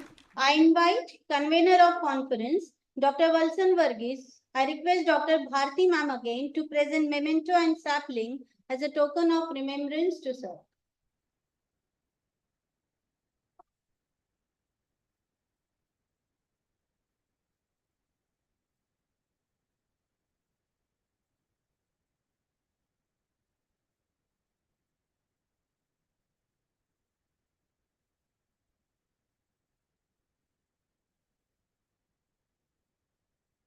I call upon co-convener of conference, Professor M.N. Umbre on the dais. I request Dr. D.P. Singh to present memento as a token of appreciation to sir.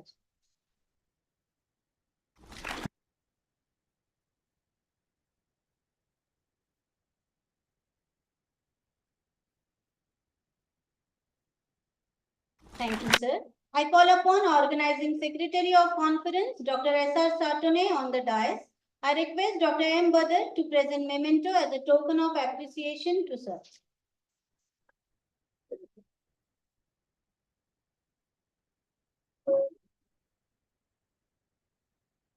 Thank you, sir. I invite organizing secretary of conference, Dr. Pallavi Bisain on the dais. I request Dr. D.P. Singh, sir, to present memento as a token of appreciation to me.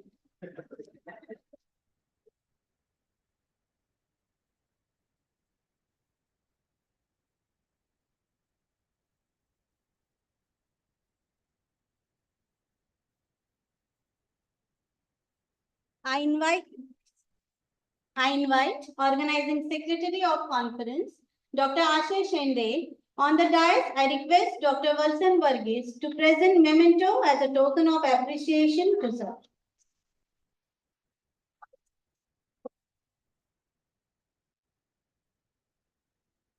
Thank you, sir.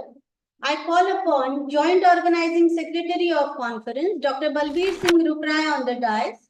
I request Dr. Valsan Varghese to present memento as a token of appreciation.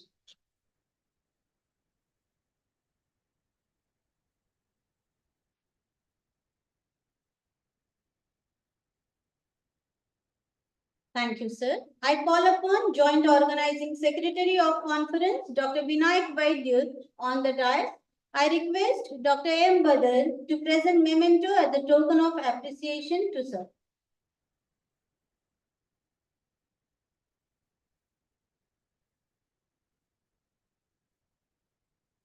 Thank you, sir. The efforts from others, Professor Dhananjay Avchit, Professor Devendra Padole, Professor Anshul Likhade, Professor Vijay Sakole, and Professor Sandeep Ganorkar has been stupendous. We acknowledge them. Now, we move on to the next part. This is where we hear the feedback from the participants about their views for the conference. We are open to criticism, suggestions, and opinion too, which will certainly give us opportunity to understand where to improve. The gathering of intellectuals of this nature certainly provides enough space for improvement. May I request one of our delegates present here with us, Ms. Janvi Patil, to come forward and to share her views about the conference. Ms. Janvi Patil. Sheetal सहारेला unmute कर.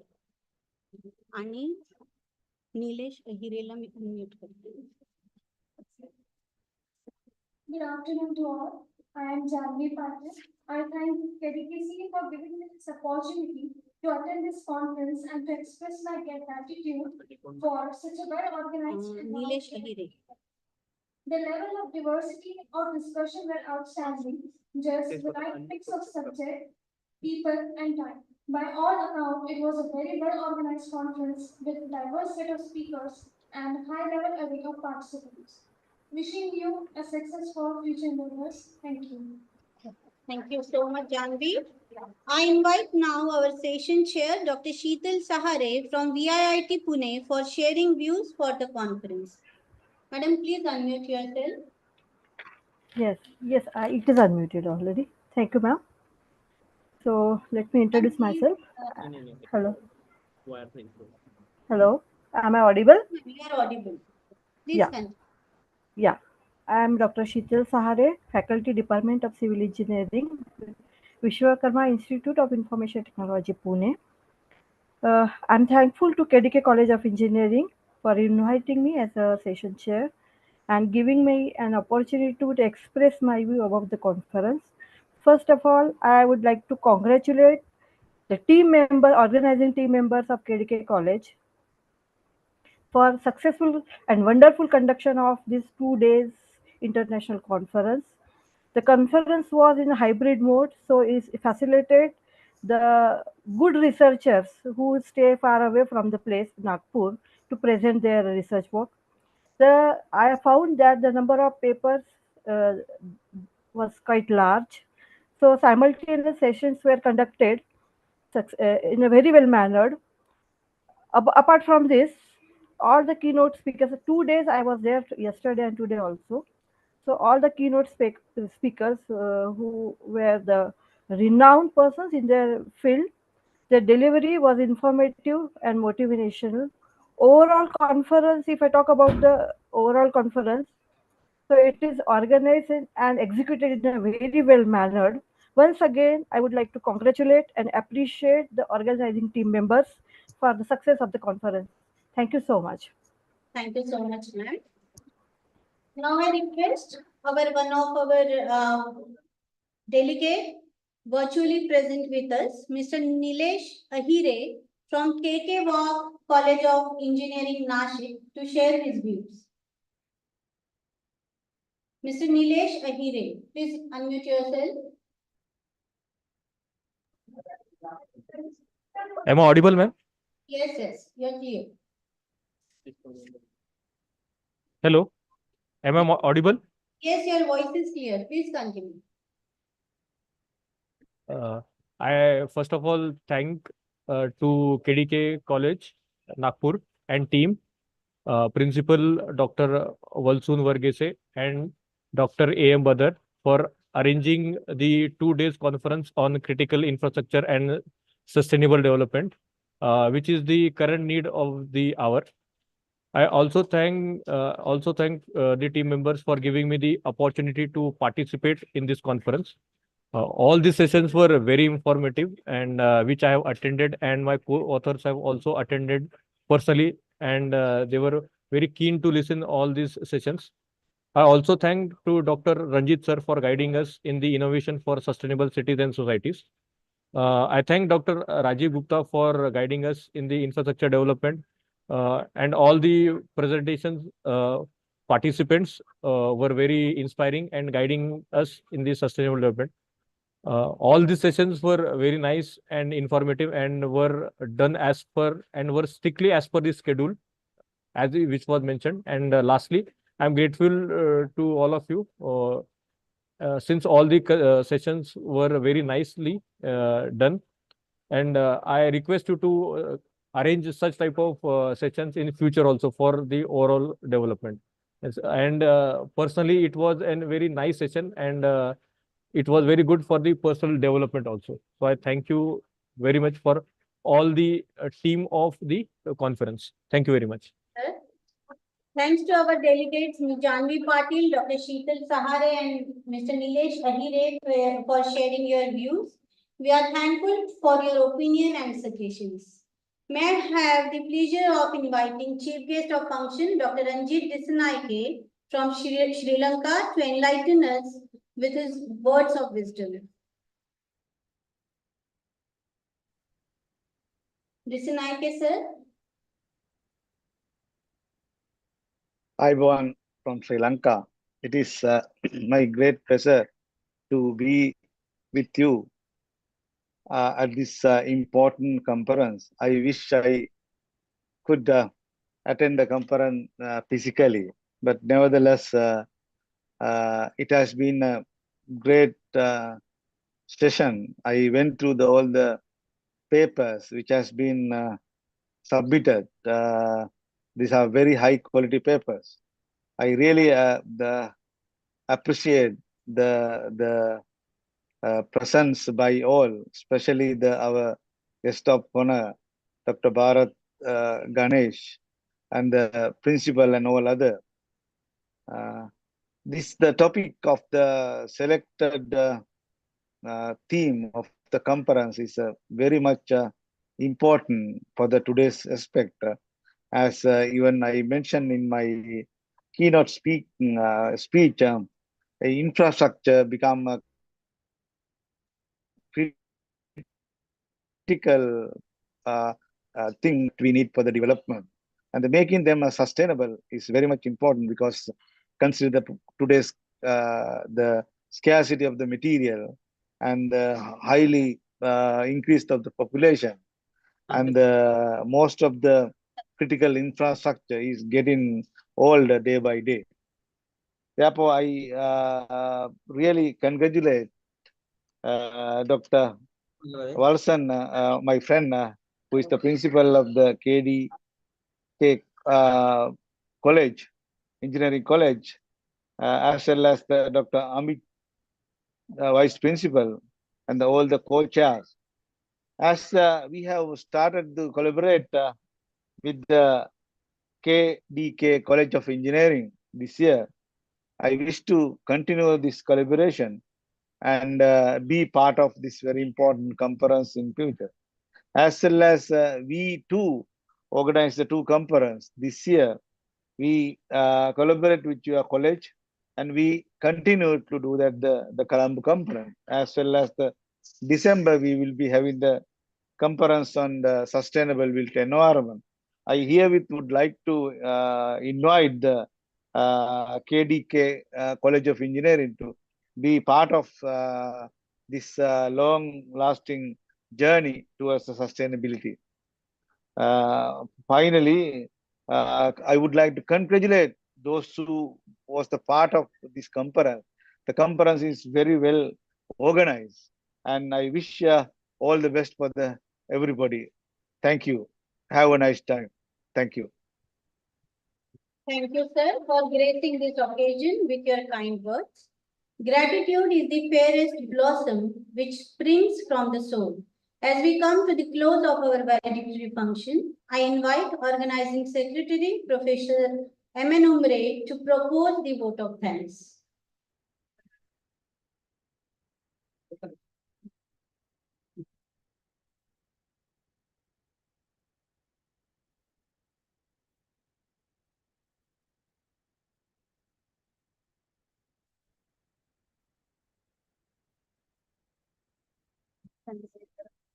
Thank you, madam. Good afternoon, morning, I am Andrew Ray, the co-convener, based on behalf of the vote of thanks for wonderfully conducted 2 days international conference on critical infrastructure and development, CISD 2022. Let me take the opportunity to express my gratitude in management of KDK's of bestowing the responsibility of organizing. We owe our gratitude to our associate partners, American Society of Civil Engineers, India section, Department of Civil Engineering, University of Academia, Sri Lanka, Indian Concrete Institute, Nagpur Center, Institution of Engineers, India, Nagpur Local Chapter, Indian Waterworks Association, Nagpur Center, Association of Consulting Civil Engineers, Nagpur Center, and Institution of Engineering, Research and Publication, IFARP Chennai, for collaborating with us to organize this event. We acknowledge the Ultratech Cement Limited for sponsoring the conference. We foresee such gesture in near future endeavors. I place on record my appreciation to the chief guest of Dr. Imagaya Mehri, Director, IIM Nagpur, for his gracious, strictly presence and guidance on the occasion, and Dr. K.N. Gunalan, President 2020 ASC, for his virtual presence as the chief guest of the function. I extend my heartfelt recognition to the keynote speakers, Dr. K.V. Subramanian, Professor, IIT Hyderabad, Dr. N.T.I., Professor, IIT Mumbai, Mr. Simon T. Berg, CEO, Board, Denmark, Dr. Ranjit Disnaike, Senior Professor, University of Academia, Department of Civil Engineering, Sri Lanka, and also the President of Institution of Engineers, Sri Lanka, and Dr. Rajiv Gupta, Senior Professor, Rex Pilani, for their informative, enriching word of wisdom. In spite of their schedule, they consented to give keynote addresses. Thank you to all illustrious personalities.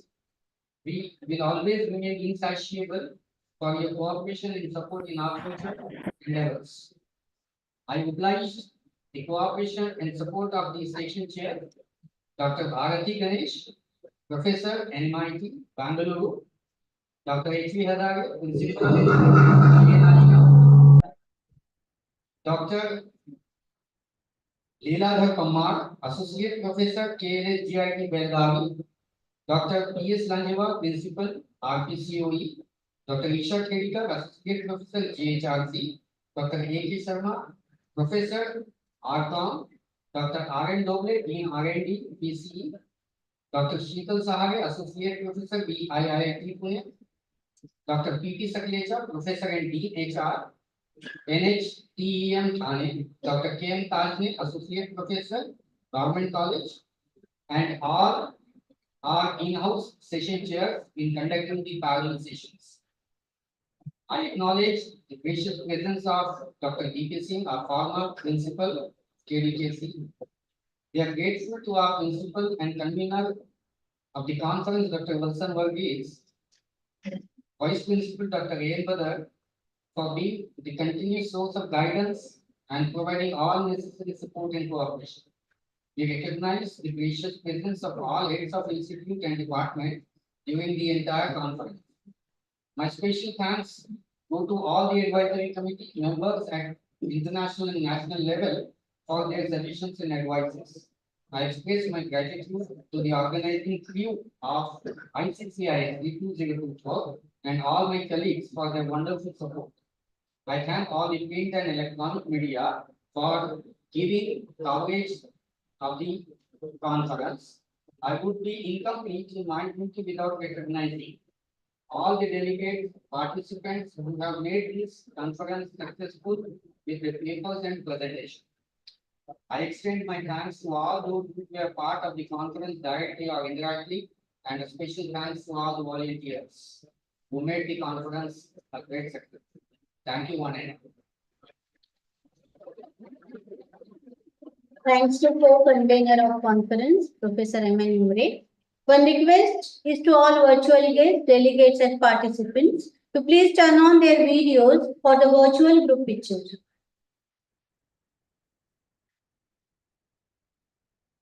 Link will be provided in the group, kindly fill up. It will enable the certificate deliverance. All registered participants will get certificate through the registered mail ID within 7 working days.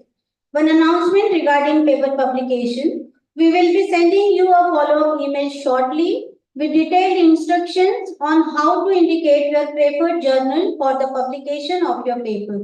So all authors, please be patient, and for any query, you can contact us. It's time for National Anthem. I request you all to raise up in honor of our national song.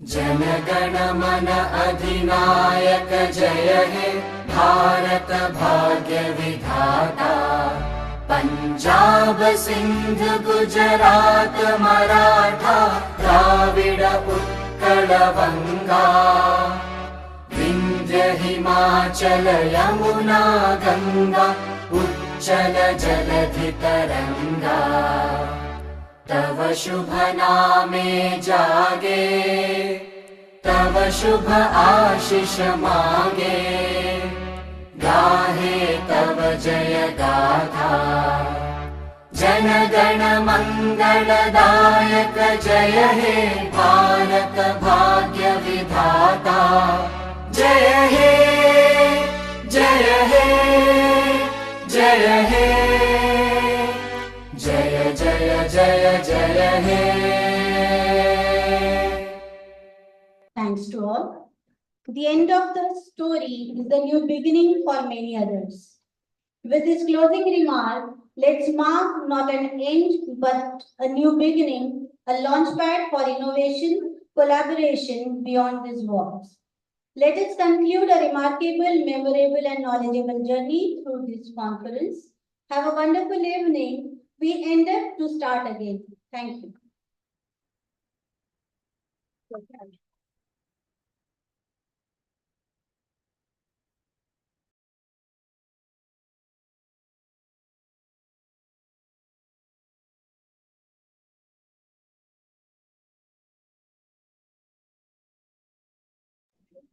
I request all the delegates to please come forward for group photograph. All delegates and teaching staff members, please come forward for group photograph. Ma'am, please. Everybody from other department also. Please come.